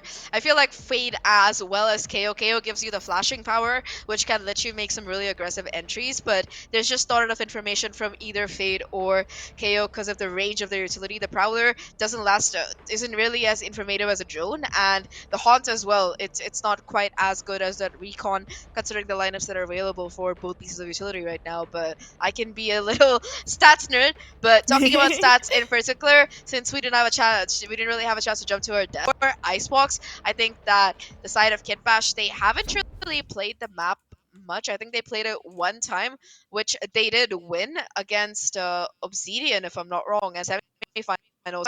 Managed to pull across a 13-6 victory. As for ASAP, they have also played this map exactly one time in the quarterfinals, and they pulled off a 13-1 win. 13-1? Yeah, with almost the same agent comp. It's just that instead of running the Fade and the KO like they're doing right now, they were running a Sova and a Sage. So there's been a little bit of variation in the agent comp. But, considering that they are starting off on the attack here, I think that with they can get away without that Sage instead, because to get the spike down, the Sage wall is good for the plants, but you don't really need it. They've opted to go in for a much more aggressive comp with that Fade, as well as that Raze and KO combination already. They're just going to be running it down into the A site. Yeah, and it actually already have gotten an opening pick. Soko has taken down Rosa already, who was lurking on B side, but they are pushing onto A side right now. The Sage wall has been broken and the Prowler has found her, and the Sage has been taken down.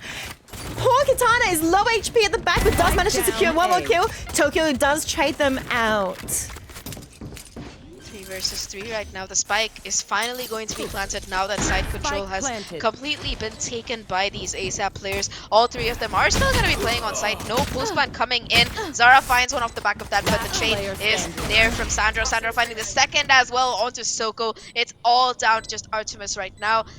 Knows the position of one of these players, but it seems like they're aware as well. Emmy will walk up and find that last kill as round number 1, the pistol, goes in favor of ASAP in a very convincing manner. Like, it might have been Soko getting that first kill towards mid, finding that lurk on Rosa, but Tokyo was just able to jump in, get 2 more, open up the site, and just make all the difference in that particular round. Yeah, I honestly thought with Soko's opening pick there that we might actually be able to, like, the defenders might have won that round, but no, the attackers were able to completely secure point A and win the round easily.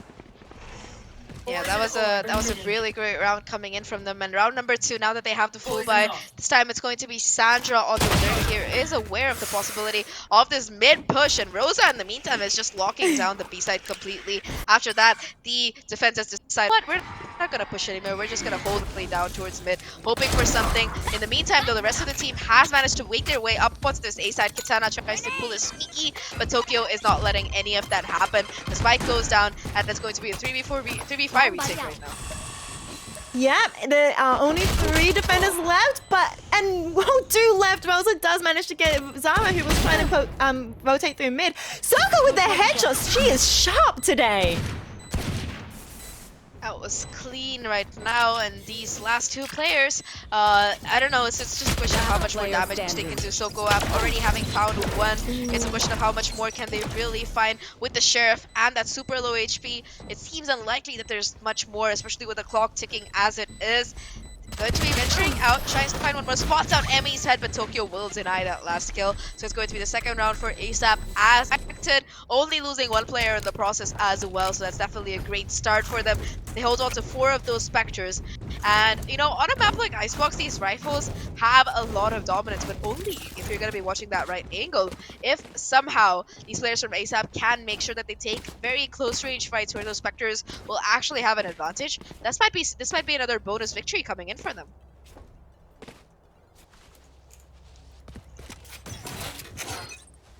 Yeah, possibly. I'm unfortunately gonna have to quickly get back into game because I got DC'd here. Good old tech issues. So yeah, I'm gonna leave you to it, Zach. I can actually see the game on my connection to the stream though. Alright, well, until you figure out your VMix, it's going to be Emmy starting things off with an opener, finding that first pick onto Minerva. The trade is quick, though, from Artemis, so that is going to be a 1-for-1. Emmy able to pick up that rifle as well, some additional firepower available for these ASAP players, now that the KO has that rifle in hand. Still holding onto this mid lurk right now while the rest of the team heads onto A, and it's Anna who's probably going to be taking their first points of contact. Yeah, she is. There is currently a 4v4 at the moment. The Faye does actually manage to snare her and does get the kill as well, but just in time, Kitana does get a kill as well. So it's a 2v2 at the moment. Who do you think's going to win this round? The defenders do have a gun advantage at the moment, do they not?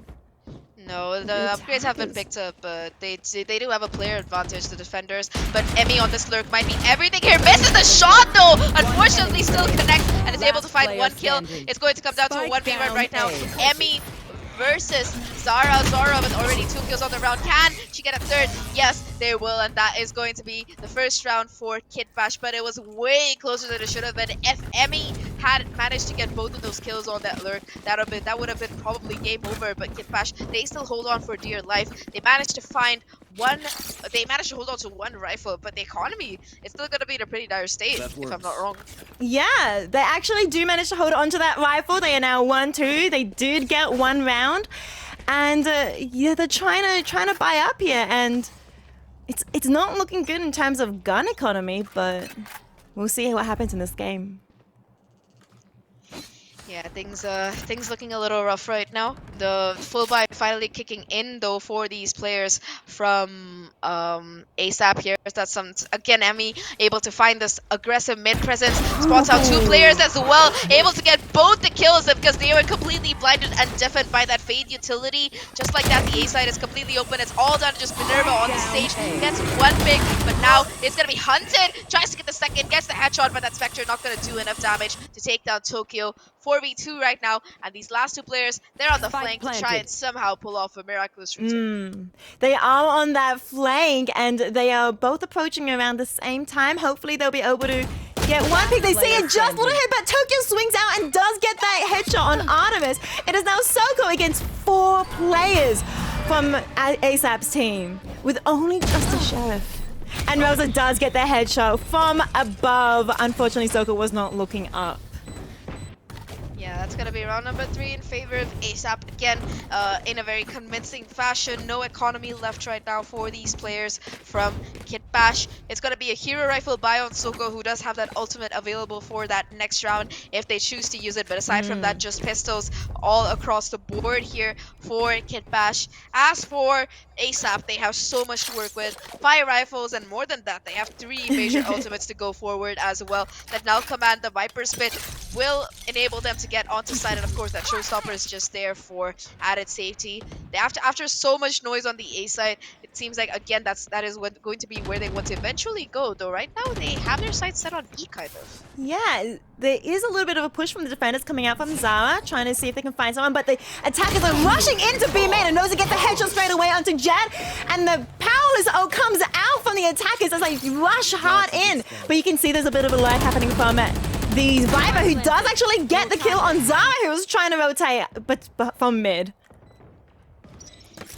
Just pistols left on these remaining players, and they have so much work to do. The spike has already gone down, making the retake even more difficult. Artemis with that ghost trying to push forward the two other teammates on the flank here to try and find some kills, but nobody's gonna be finding any value. Yeah, it's all down to just Minerva, who will go down as well. That's gonna be a flawless round for ASAP, 4-1. And right now, Kitbash, they have to be feeling the pressure right now. Already out, it's gonna be their fullback kicking in again, and yep, that's a great timeout that they're just calling. Yeah, great timeout time indeed. So it's 4-1 and it is not looking good. Zag, tell me, is this map a defender-sided map or an attacker-sided map? It's pretty 50-50 depending. I think attackers, they just have a little bit more of an advantage depending on the agent comp, but Yeah. it depends on the team comps and the teams playing it most of the time, so not really a hard statistic for this. In fact, Asinta is one of the only maps that has like a really high parity in terms of percentages on attack and defense. But yeah, nerdy stats apart, I think talking about how these teams are playing, for Kitbash, they are just completely unable to prevent any kind of push onto the A site. No matter how much utility they put down. You saw the Sage Wall coming in, didn't have an effect. You saw Kitana trying to play on the site. Again, just a raw amount of utility that ASAP has in their arsenal to push their way onto site. Whether it's the Fragment Grenade, whether it's the Pain Shells, the Satchels, the Haunts, the Prowlers, there's just no space for them to be able to safely play on site. And after they lose a player or two, the retake just does not work out in their favor. So that's going to make things very difficult right now. However, Kitbash on this particular round, they have that tour de force available. If they position it towards that A side, it might be the game changer, but unfortunately it seems like it's going to be watching down Tube instead. Kitchen, yeah, it's looking down Tube, but maybe she's going to be pushing out. It does look like she's going to be pushing out from mid to mid and might be able to catch one of these people out here. Enemy mark. Enemy does get one of the picks. That's huge, but Zara follows up with a pick of her own. We do have Rosa rotating out here onto B main, and the Viper is actually hiding behind the yellow box, who might actually catch him off guard. Rosa is taken out. It is now a 3v4, Zach. Yeah, but the spike, it's on its way towards the A side. No changes in plan right there. It's going to be Tokyo with the showstopper heading in right now already. Again, finding that first pick. One HP left. And a dream alive right now for this last player. And it's going to be the Viper's Pit invested to try and make this round work. Zara has no fear, tries to push forward, tries to find a kill, but not quite succeeding. Spots out the fade though, so that's going to be a second pick on the board. And now in this 3v2, how much more can these players make? The spray from Tokyo through the Viper. Oh, she does actually find Artemis, unfortunately. The Raze is on literally 1 HP. Does not know where she is, though. Does find the Viper, and the Viper will come down. Raze with such low HP is hiding behind the box, hoping and praying for her life, but will be found by the Sage. And the defuse gets done. Zach. That was a really good retake coming in because, you know, when you're playing against a Viper's Pit, it's just so difficult because you tank so much damage while you try to find out where the Viper is. But, you know, I like how the Kitbash played it. They had the player advantage. They didn't just blindly rush in. You saw Minerva take the time to slowly walk around, get that wrap around, and be able to take down Sandra. So I think that was the moment that really changed the pacing of that round. That and, of course, the 3 kills that Zara got, 2 off the tour de force. But, again, it doesn't solve the problem of how exactly they're going to be holding on to the A side. The retake might be their best option heading into this particular one. And again, it's going to be some early aggression towards this mid and A area. Though I think that this time around, it's just it might just be a bait. It might be, but we do see the spike slowly approaching A side, and the Prowler does go out, but Zara here is trying to push out and get an early pick in mid. Does a lot of damage on her. And Soko does take out Tokyo, though, as well. That was around B side. But the spike is on A. Despite the defenders, some of the defenders heading towards B side because of that opening pick. Soko takes another one out. Emmy is out as well, but the spike is still on A. Last They don't check on top, and Minerva is able to Spike find two down off the A. back of that. It's all down to just Sandra right now. A 1v5 situation. The spike dropped in the open as well. So much work to do for this particular player. Spots out Minerva, but on that rope knock to connect the headshot. So that's going to be round number 3. A flawless, in fact, coming in for Kitbash, who are proving that they might have been behind. But the timeout has definitely worked its magic, and now they are back in this particular match here. They have multiple ultimates to work with as well. That Viper split from Artemis, ready to shut down any kind of push coming in, as well as that resurrection from Minerva might be something to watch out for. But ASAP, they're going to be going back to their roots. The roots, what has worked for them best so far on this particular map, and that is going to be a very straightforward, no real shenanigans filled 8. Exactly, yeah. We are seeing once again an A push from the attackers. The Prowler goes out, but there is a Sage Ball to block the Prowler. And the Prowler cannot connect, but the second one comes out and finds no one still. The Hunter comes out and actually does confirm the kill on the fade. A 4v5 for these attackers. That was a great Hunter's Fury, being able to take down a key initiator for the side of ASAP. They will still give up the site though, but now at least numerically the advantage is there in favor of the Flash. Not quite good. Emmy gets taken down, and Minerva in particular is going huge right now. It's going to be a 1v3. It's all down to just the chamber. Rosa trying to isolate these fights. Gets the first, gets the second as well, and now it's going to come down to a 1v1. Sure, this player doesn't have HP, but they might just have the position, and Rosa with that 3K clutch will reassert the lead for ASAP. What was that 1v3? Hello? Rosa, those headshots. Sheesh, I will, after this game, remind me to ask our stats and stuff, because I need to know what a headshot stats in this game is. 3 headshots in a row, clutch that round so hard, getting another round on the board for Team ASAP. 15 HP. That was how much Yes. they had when they faced off against that last player. Just the confidence to be able to take those fights. That was beautifully done by Rosa. But I think it was also a bit of a mistake from Kitbash, letting Rosa really isolate those fights. A bit unfortunate. And again, there's going to be some A presence being shown. A quick push. They have the null command as well now onto Emmy, along with the Nightfall. And off the back of that, they're going to be able to get the site for free. A lot of damage happening on that Sage there with the grenade coming out and landing on her. But she will be able to heal up that damage back. And it is a 4v5. One defender is gone. 2 defenders are gone. Fade confirms another kill.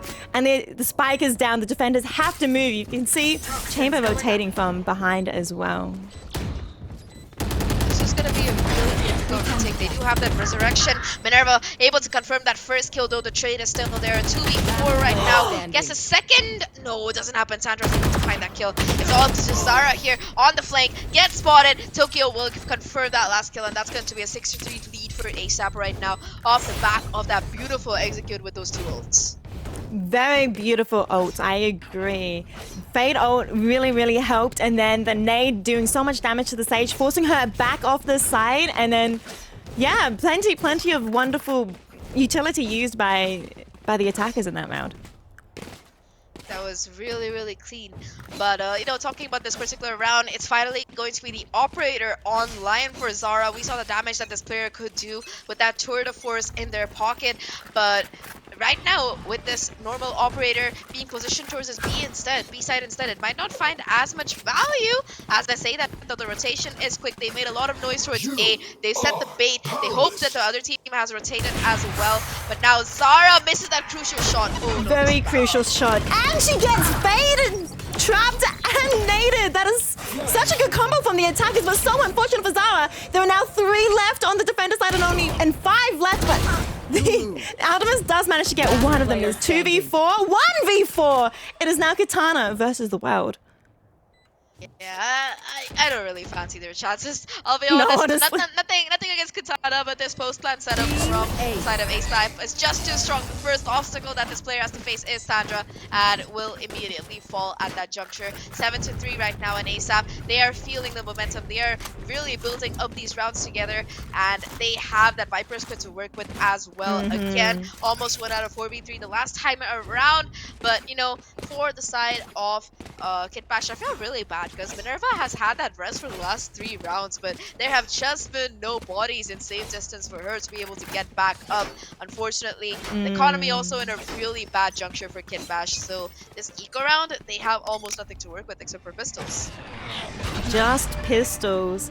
But they are trying to hold A. You can see that all of them, except for 3 on A, 2 in mid, they are betting on an A push here. Soko does manage to get a headshot, but was traded out by the fade. Minerva forced to get off the top of the wall there and retreat a little bit.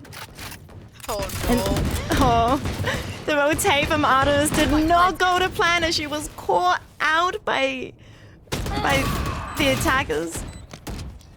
Yeah, Rosa's just sitting in spawn, like no lurking around that particular player. It's gonna come down to just Minerva on a 1v2. This is still doable right now. That first obstacle is going to be Loon, but unfortunately will get that kill. 4k on the round for the Fade and 8 in total for ASAP. And you know, I love this from ASAP. Just the way they're toying with the defenders. You see them heading in for these really quick pushes on rounds where they know that there's no presence on site or no economy for the defenders to work with. But you also see them bearing up the pace since several rounds. They go in for some slow mid plays. They go in for a rotation instead, and it just seems like Kitbash, they have no idea how to deal with the onslaught from these players. The economy is so good for ASAP right now that they have 2 operators and some spare rifles on the ground. Insane. They do. This is the last round and a half, and Kitbash does have the money to buy full guns here, but unfortunately, once again, one of them has been taken out. The Resurrect actually finally gets used, Zach. Oh no. Oh, but it does not do much as 3 of them are already taken out again. It's a 2v5. 2v3? Do they have a chance? Last player standing. Artemis fights 1, but Zara letting Xbox go like that is going to take their teammate down. It's all up to Zara in a 1v4 right now. Spots out the Fade, sees the reload, but not able to quite connect the shot. The headshot! Too late. And it's a 9-3 half. Oh no. The 9-3 curse, does that exist in tournament matches, or is that only a solo queue thing, Zach? Oh no, it exists, but it exists? Yeah, if KB can put together this pistol and win it, I feel like there is a definite chance of them being able to mount a comeback. But it's going to be a lot of heavy lifting on the shoulders of Soko as well as Zara on the Jet and the Chamber. These 2 agents, they're expected to have a lot of aggressive power here, and Soko in particular will have to go huge for Kitbash to be able to stay in this grand finals, to be able to really like push Icebox into their favor. So much heavy lifting to do here, and it all starts with this 1 pistol where it seems like it's going to be a bit of a default starting off, so let's see how they do. Yeah, a bit of a default. You can see those Sova is still in spawn. Oh, there we go. Heading towards B side. The spike has been picked up, and yep, they're just putting a little bit of feelers out, trying to see which site they should try and push. Oof. It's just super slow here, and honestly, it's better to go slow than make some mistakes. That seems to be the policy which Kitbash is operating. Spots the player, but not quite able to connect the shot. Not that they have some information, they're not afraid to push forward right now, but already the rotation from the defenders has come through. ASAP have 3 players on this A side, and this is the difference between 2 teams. You saw how Kitbash were just giving it up constantly. ASAP, they're willing to fight for it, but it's going to be a little bit too aggressive, and Artemis will be the one to draw first blood.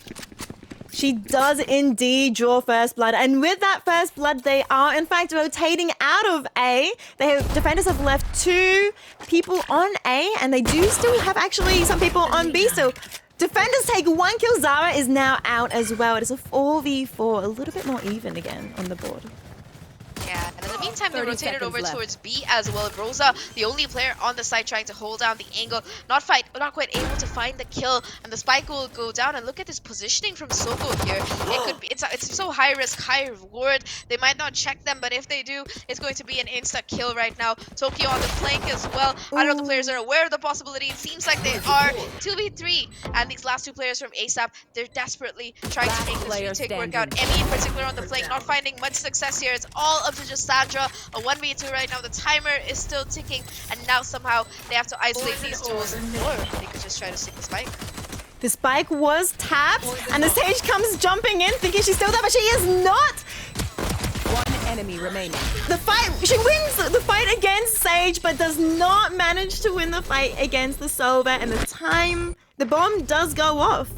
The attackers won the first round in this half. How do you feel about Kitbash winning the first round here? Zach? That's good for them. They really needed that, and off the back of that, they're gonna be able to buy up fully. This is interesting. They are gonna be going in for that hero rifle as well onto Minerva with half armor. They want to really try and hold on to every single one of these guns because they really don't want to lose that bonus round the next round after this one. More than that, they don't want to get anti-ecoed somehow. So I think that we're gonna be heading into a really quick round here. It's gonna be an A-side push, in fact, coming in from these players on ASAP here. 3 players from Kitbash waiting for this push. We do see the defenders pushing out here, and Kitana does manage to get the first kill. Emmy was not seen, and she's right there, and she managed to right-click and get some classic shots here. Unfortunately, it does seem like the final person on the defenders team, Sandra, has actually DC'd. So while it may appear to be a 1v3, it actually is a 3v0 at the moment. But the admins have said to play on for now, as they have used up all of their tech pauses, unfortunately. Well, it was very unlikely that this was going to be a round in favor of ASAP anyway. So while the clock ticks down, let's hope that Sandra will be able to jump back in for the next round, which is going to be ASAP's buy. But I like that aggression coming in, despite it being an eco round and a 4v5. The players from ASAP, they still managed to push forward. They get 2 picks, so that's going to be 2 Spectres dropped on this next round. Still an advantage. Hopefully Sandra reconnects soon, so she'll be able to die to the spike and save some economy, or even better, like these players hunt her down so they can get some of those sweet ult points for the next round. But yeah, either way, this seems like this game, the comeback is definitely very possible. Sandra does manage to actually reconnect, but not in time to die by the bomb. Oh. So hopefully we do get her in this round here as well, but judging from the chat message, she should be back in game. But maybe we'll find out. We'll find out. A 5-9, Zach, 5-9. Kitbash is looking a little bit healthier now in this half. Yeah, definitely. So, healthier is the right word. They should, if they can win this bonus round, they're definitely on the verge of the comeback, and it seems like they're going for it as well. Because Kitana, you saw that player fall in the last round. They managed to fully upgrade into that Vandal buy. They're really like betting on being able to win this round here. So I'm excited to see how this goes, because ASAP, they do have the weapon advantage. They do have 4 rifles across the board compared to the 2 rifles available for Kitbash here. But we saw how the bonus round could in the favor of the attacking team so easily in the last half. So I wouldn't put it past Kitbash to be able to win this. Yeah, I would be really excited to see Kitbash win this, but maybe it's a little bit of a bias for me because I want to see 3 games. That's why I want to see Kitbash win this. It'll be so good to see the 3rd game. So the gameplay that we're seeing at the moment from Kitbash on this half is really promising, and I'm really excited to see these gamers pop off better as they've been showing us. Yeah, I think that both teams, they definitely have what it takes. Like, they have the experience. Like, I was looking at the profiles, and a lot of these players, they have a really long amount of experience playing Valorant, playing as part of a team, whether they've played for CS:GO. Like, players like Artemis, for example, from Kitbash, they started out in CS:GO. They formed Kitbash for this particular tournament along with Soko, and they've in fact, I think they're a player that has been consistently representing the OCE region at like an international level for the last few years. So I think that it's definitely possible for Kitbash to make a comeback. They have the experience for it. It's just that today it feels to me like ASAP is just looking so much more stronger, whether it comes to team coordination, whether it comes to utility usage, or just winning out those raw firefights. Soko has gotten activated on this particular map, but aside from that, I feel like the rest of the team really has to step it up to be able to make this comeback happen. Yep. And we're back into the game, the next round again. You can see that the attackers are going through mid this time. instead of A or B, and they have managed to basically secure the site already. B site, and the plant is going down. Yeah, it was a little bit of a gamble stack towards the A side, but now they're in the position for a retake here. However, Rosa still holding down this B long, is able to capitalize and find that pick, and it looks like it's going to be a flawless retake right now. Zara able to find one, pick up the upgrade as well, but it's going to be a 1v4 situation. Ooh. Yes, the second has to reload, and that's going to be a win for the defense coming in as ASAP they find double digits. What a quick round. That was a very, very quick round indeed. But it was really good to see how fast and how quick the attackers managed to get on point. But the defenders reacted way stronger there and securing that retake before even the spike went down. That was really nice. Like I feel like the fact that they went for a quick mid to B push, but unfortunately nobody was really there to clear out B main. Zara came in too late, and by then the damage was already done by Rosa. And right now it's going to be again some A aggression being shown. The Haunts giving away information that there is presence by the attackers towards the side, and look at Tokyo's position. How elusive can this race get? A little bit of a gunfight happening between Soko and Tokyo, but nothing substantial. You can see the attackers are slowly heading towards B. A little bit of a B aggression, but nothing. Ooh! A bit of mid aggression too. They don't realize that Chamber is also inside the kitchen right now. Oh no. Oh no. It's a 1-for-1 trade towards mid, yeah, but it's still a 4v4, and it's going to come down to Sandra to be able to hold on to this B side as they come running in towards mid here. Rosa is there for the backup as well, though, so it's not hopeless. Not hopeless at all. But the attackers are slowly trying to head the ones to A instead, even though there's only just Tokyo. But Tokyo does manage to get the kill on Soko here. Spike down. Mid. Just trades happening left, right, and center. Artemis with that headshot. Is Artemis now versus two more, and she has her ultimate and the spike. It's a winnable situation, Zach. It definitely is. Ooh, spots out the head of Rosa, but I don't think Rosa has spotted Artemis. So that's going to come down to a 1v2. There's no time though, 15 seconds left. They have to come in towards one of these sides here. And it seems like A is going to be where that's at. As long as they can get the spike down, it's still going to be doable, but there's no time left to plant, and just like that, ASAP get another round for 3 here. They do, and Rosa actually gets the kill as well at the end, meaning Artemis does not have the gun going into this round. The eco's not looking very good at all, Zach. They don't seem to be able to fall by here.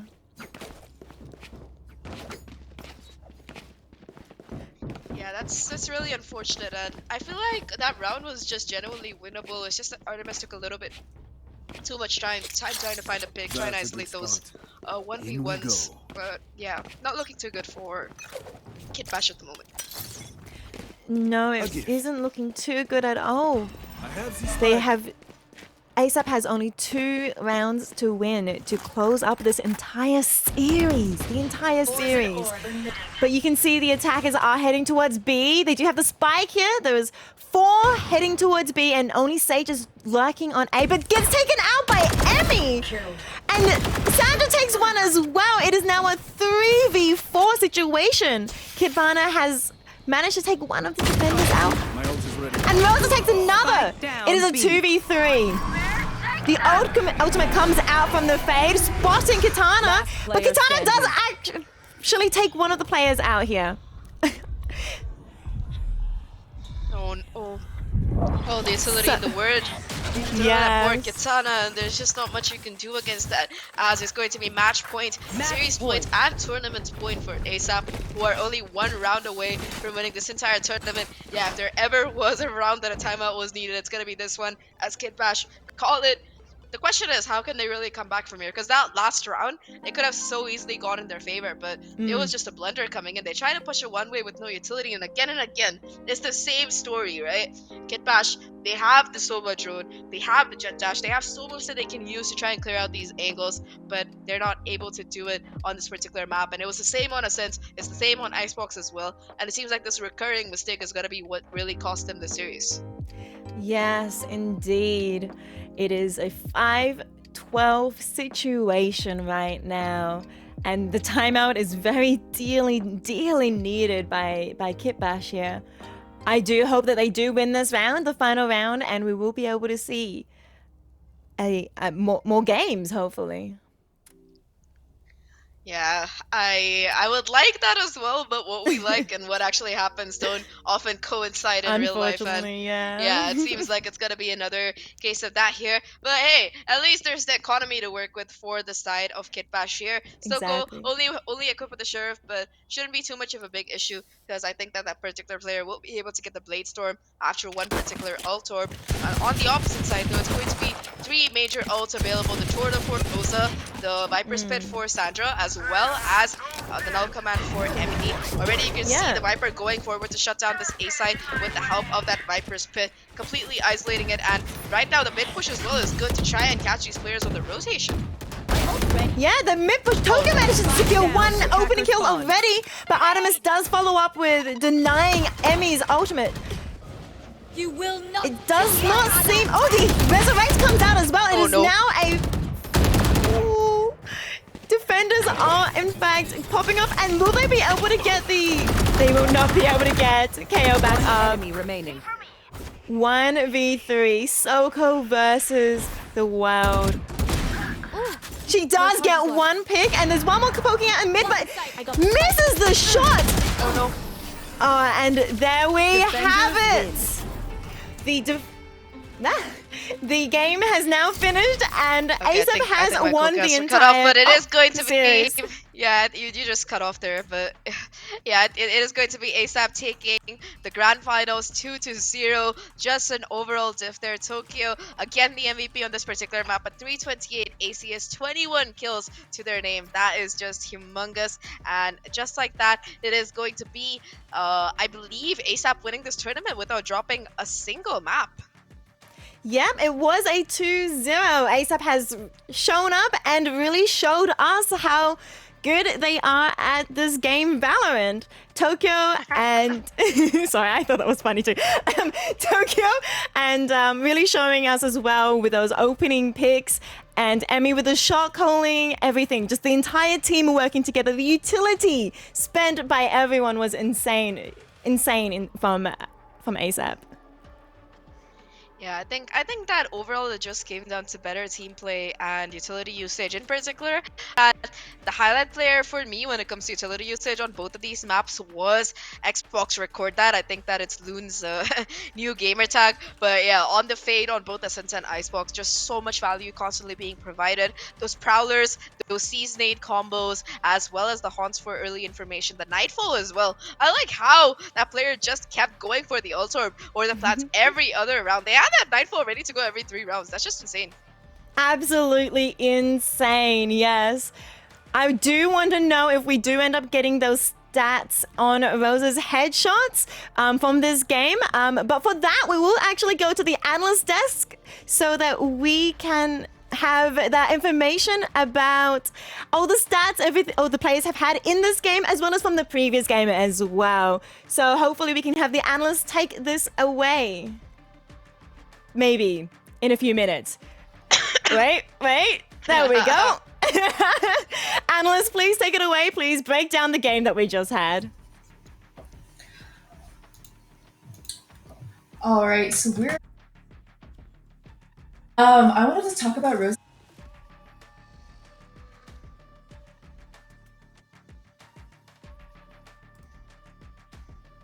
And all that good stuff, and it turns out her headshot percentage is 24%, and that seems like it's pretty good, it's pretty decent. But what they usually play is Fade or Jet, and that's the interesting part, is that they decided to go Chamber. It seems like they like really movement based agents, just agents that are able to quickly take those duels and also like get out of the way. To answer your question, it was like their total career was 24%. And I think last game, I want to say 15, but that sounds off. Maybe just a little bit. But that's what I've got for you, Rice, for last game. I don't know about so much about this game. No, thank you so much. Oh, for those stats. I was really interested in seeing that because those headshots on Rosa was absolutely incredible to see in this game. It was So thank you insane. so much. Of course, of course. Let's see, what else do I have to bring up? There was a lot of 2-0s for this tournament. For a lot of the verses is what I looked when I was looking at ASAP's games, when I was looking at Kitbash's games, and then of course Vivid and Sakura's games from yesterday. It was honestly, I was shocked about the I think it was the Ascent game where that it was Kitbash's pick, but unfortunately they weren't able to grab that win. But that was a pattern that I noticed. A lot of 2-0s. Let's see. I think I have a little more stats on the Ascent game. But Emmy's kill participation was like 1.30. That was crazy. Soju, I'm just curious about your thoughts about the game we just watched and also Yeah. Ascent. Honestly, ASF just has been like all around consistent. They've just been winning like 2-0s constantly and like winning their duels and actually like genuinely playing up each other's content, and that's just like really impressive to me. It's like it's so astounding how like I've seen these players like go like over the past few months. Mm-hmm. It was definitely interesting. I'm surprised. Actually, I wouldn't say surprised. I'm pleased that ASAP was able to just kind of give us a show almost, because Yeah. I was not able to see ASAP play, and I was really rooting for Kitbash just because of the plays that I saw, like I think it was 2 days ago. Yeah. But you know what? Those were pretty good games. I really enjoyed watching those. Yeah, both teams just like played extremely well. I really love watching it. Yeah, it was unfortunate about the those DCs, because I did hear about the storm going on right now in Sydney. It's still going somewhere on. rather. I feel so bad because of how it was turning out. Yeah, same. Let's see. Is there anything else we wanna bring up? Do you have any other stats maybe to bring up? Any other stats? I do have some from the Ascent game, just because the site we use for stats isn't really updating right now. Yeah. Let's see, for Ascent. So our players to watch that were initiating the most fights, giving out the most strats, were Tokyo and F, and then Soko and Minerva from Kit. Yeah. I'm kind of surprised I'm not seeing Artemis in there. Just because Artemis was a really, they really took the initiative for I think like 2 days ago when they were playing. Let's see what else. We have our headshot leaders, which is it's been the pattern lately. All these headshots, especially starting with Rosa. Yeah. Rosa is just absolutely insane with those like deagle shots, especially. Seems like Tokyo with 25% ASAP with team ASAP, and then Minerva for the 48 with Kitbash. Yeah. It looks like our Battlefy is updated, so I'm gonna quickly bring that up.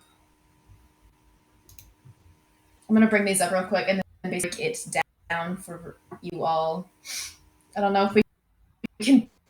It's okay. It looks like we have it all brought up here. With Ascent, and I'm gonna look mostly at Icebox, just with the game we played, and we did just break down Ascent to literally a T. Looks like ASAP, their team KD was actually 2.1. That's insane. That is actually insane. It's like compared to Kitbash, Kitbash's was 0.8. And it's just honestly, it just goes to prove a little bit of a diff, honestly. They definitely got because of their issues. I think I saw in the Twitch chat that it spiked to like 100 because their internet was so bad. It is quite bad right now, but Sydney weather is something different, I swear. No, definitely it is. I think hold on, I think I was gonna bring something else up. I wrote down a lot of notes for this. Yeah. Okay, so here are some of my own personal notes. I was happy to see Artemis on Viper, just Yes. because I feel like Artemis is like very strong on controllers, which is what I'm really happy about. Yeah, And then definitely. another thing is that Ash had a timeout, and they were momentarily able to bring back some of that momentum, which especially that was much needed because the game did end up being 13. They did bring it up just a tad bit. But of course, this was ASAP's pick. And like I said before, I didn't really see any stats about Kitbash playing on Icebox too Yeah. much. Same here. Like I predict, I told you about my prediction at the end of last game, right? Yeah.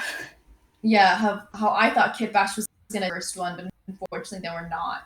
And I assumed it was gonna be a 2-0 because ASAP picked this map. Yeah. I think they also picked the third map, but we unfortunately did not. I was actually really excited to see Fracture.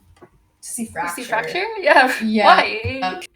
I think Rice and I were kind of excited to see that, but honestly, that's 100% okay. I am biased towards Fracture. I do not want to see that map. I can see that just because of open Fracture is. I think it's kind of ridiculous how open that map is. Yeah, it's just a bit tricky to play off. Oh my god, it's so tricky. And especially if there isn't like, I feel like a breach is needed for Fracture. Just because of everything. And let's see, what else did I put down? I think that was about, my prediction was right. Mm-hmm. Oh, also, I did notice that ASAP on attack on one of the strongest maps it's just a win. It's a win for them. I think this was just an easy game.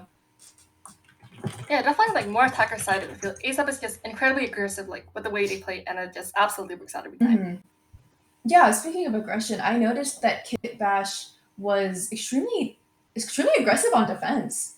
Just like I think that was going to be something, their downfall almost. I think that was really going to over just on defense work. Yeah. Let's see. What other initial thoughts do you have? Honestly, when I saw that it was 9-3, I felt quite tense because it was very clear that ASAP was in the lead, and I didn't know what was gonna happen afterwards. But it appears to be that they just like stick to that very momentum and just push through. Mm-hmm.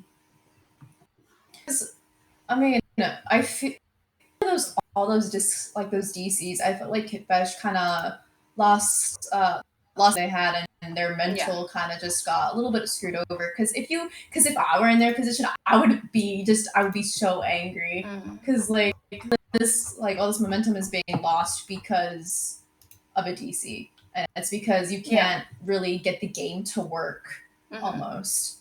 Yeah, that's something we can't quite fault the players for though, because it happens. We couldn't really like do anything about it. Mm-hmm. It's honestly, that was fortunate. Yeah. Just because of the timing was not good. Let's see, who are you rooting for? I think I'm like partially biased towards ASAP because I did cast them like in the semifinals and like watched them just like incredibly come up. So I was quite like rooting for them the whole time, especially like knowing some of these players and like the amount of potential they have, and yeah, they just prove me right every time. Yeah, I think I was kind of rooting for Kitbash just because of the aggression that they showed when I was casting. Yeah. I think 2 days ago? Yeah. Mm-hmm. And I don't really know about ASAP, but I had hopes for ASAP just because I took a glance at all the statistics that I found on the maps and the players, and I was like, oh. It's like, oh my god. Yeah, like that team really is something. I love watching them. It was definitely interesting. Hold on. I think we're gonna do an interview. Just got to double check. Yeah, I think we're gonna do an interview. So I'm gonna throw it off to Rice because Rice does have an interview, so we are gonna be able to look at that. We're gonna check that out. Yeah. Yeah, that's all for us. If we're gonna throw it back to the casters with the interview. All right. Just something, and I try to force myself to eat and everything. Oh, what? No, I think we are live right now. Sorry, we were just talking about eating. I'm pretty sure we're live now. Hi, everyone. So we do actually have Zara here from Team Kitbash. How are you doing, Zara? That's good. You had a pretty rough game today. Probably a lot of that was due to the tech pauses and the storms and everything like that. How did that affect your team mental?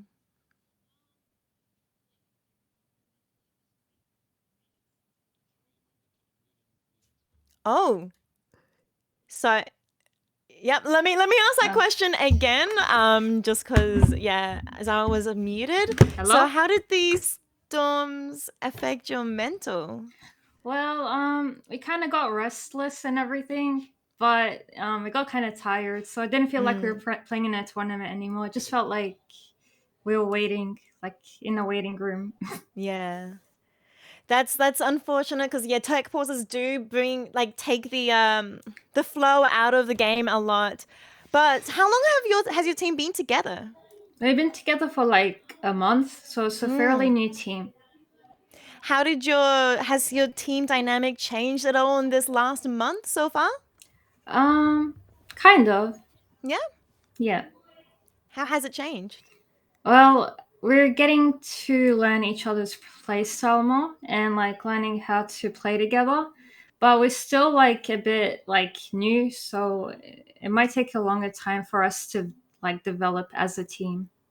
For sure, it does. But you looked really, really good today in the tournament. And so I do hope to see more from your team as well as you guys grow together and build that team dynamic up. What do you guys plan to do after this tournament? Well, I think we might disband. Oh, that's not unfortunate. because we lost, but I Okay. think the team's gonna take a break because two of our players gonna focus on Counter-Strike. Oh, okay, yeah. Yes, and so they're gonna focus on Counter-Strike, so we won't have like two players. Yes, that's completely fair. So, what are your plans after this then, Zara? To chill. I To don't chill? know. I guess like chilling's good. yeah, I'm still down to play Valorant, and like if there's tournaments, we'll definitely play together more. But I guess I'll just like focus on chilling. Yeah. Final question, Sarah.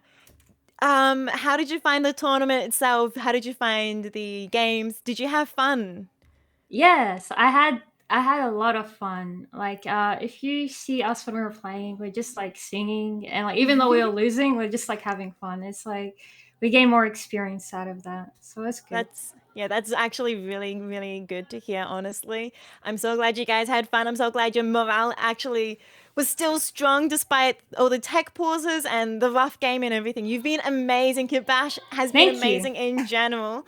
Yes, thank you, Zara. Thank you so much for playing in the game. I like your hair, by the way. Oh, thank you.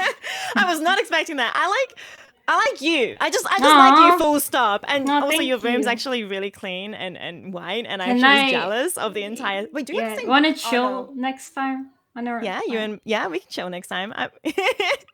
Off stream. Yeah. But thank you so much, Zara. It's been lovely to talk to you. I will head in and have a good night. It's been lovely. Thank you. Bye. Bye. So we should now be having an interview here with Emmy. The name will update. Don't worry. This is actually Emmy. This is not Zara shape-shifting. So hi, Emmy. How are you doing? Yeah, doing fine. It's good. Yeah. The DCs were really annoying. I kept blue screening. Yeah.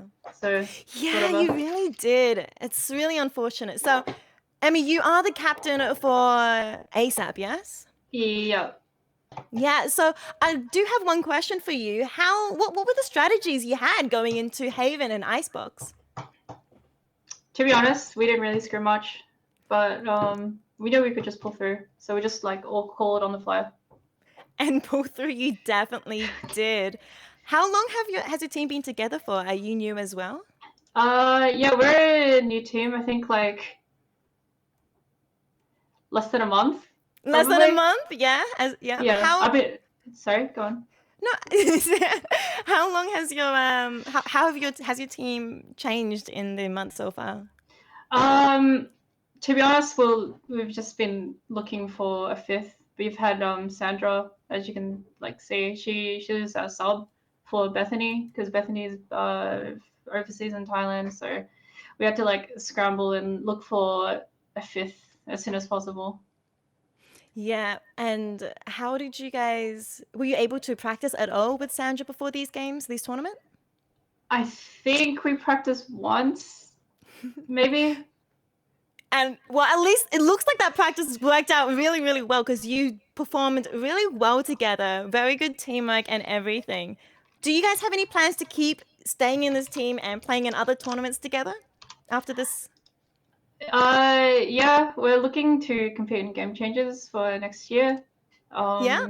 But we're still looking for a fifth. We're gonna post a looking for one thread, soon. So if any girls wanna join, like hit us up. Yeah, that'll be great. I'd love to see your team pop off again in the other tournaments. It's been amazing, absolutely amazing to watch you play. It's been absolutely a pleasure. Emmy, you were incredible yourself as well, and every single member of your team really worked well together. It was incredible. Thank you. Yeah, thank you. I hope you had a wonderful time. I hope you had fun with the tournament. I hope you had fun in Agents of Artemis, sponsored by Berserk. And I hope you enjoy your prize that Berserk has sponsored and given to you. So thank you, Emmy. We will have to say goodbye to you. Thank you for your time. And yeah, it's been wonderful. There we go. So thank you everyone for tuning in to Agents of Artemis. Once again, I'd like to remind you guys about the sponsor we have here, which is Berserk. The winners of this tournament will be getting 600? Was it $600 of vouchers from Berserk? And they'll be able to spend that on the website and get lots and lots and lots of different amazing items. I encourage you guys as well to check out Berserk. They do have amazing clothing, apparel, whatever you want. It's absolutely incredible the range they actually have on that website as well. So with that, I'd like to also thank everyone who's been involved with the broadcast, all the people behind the scenes. You guys have been incredible, persevering through all those tech pauses. As well as the other fellow casters, you guys were amazing as well today. And once again, I also want to thank the players. The players were absolutely incredible to watch. I'm sure you guys agree. They were absolutely mind-bogglingly insane in today's games. So thank you all for watching. Once again, thank you to our sponsor, Berserk. And yep, good night. I'll see you guys at another tournament, hopefully. Bye.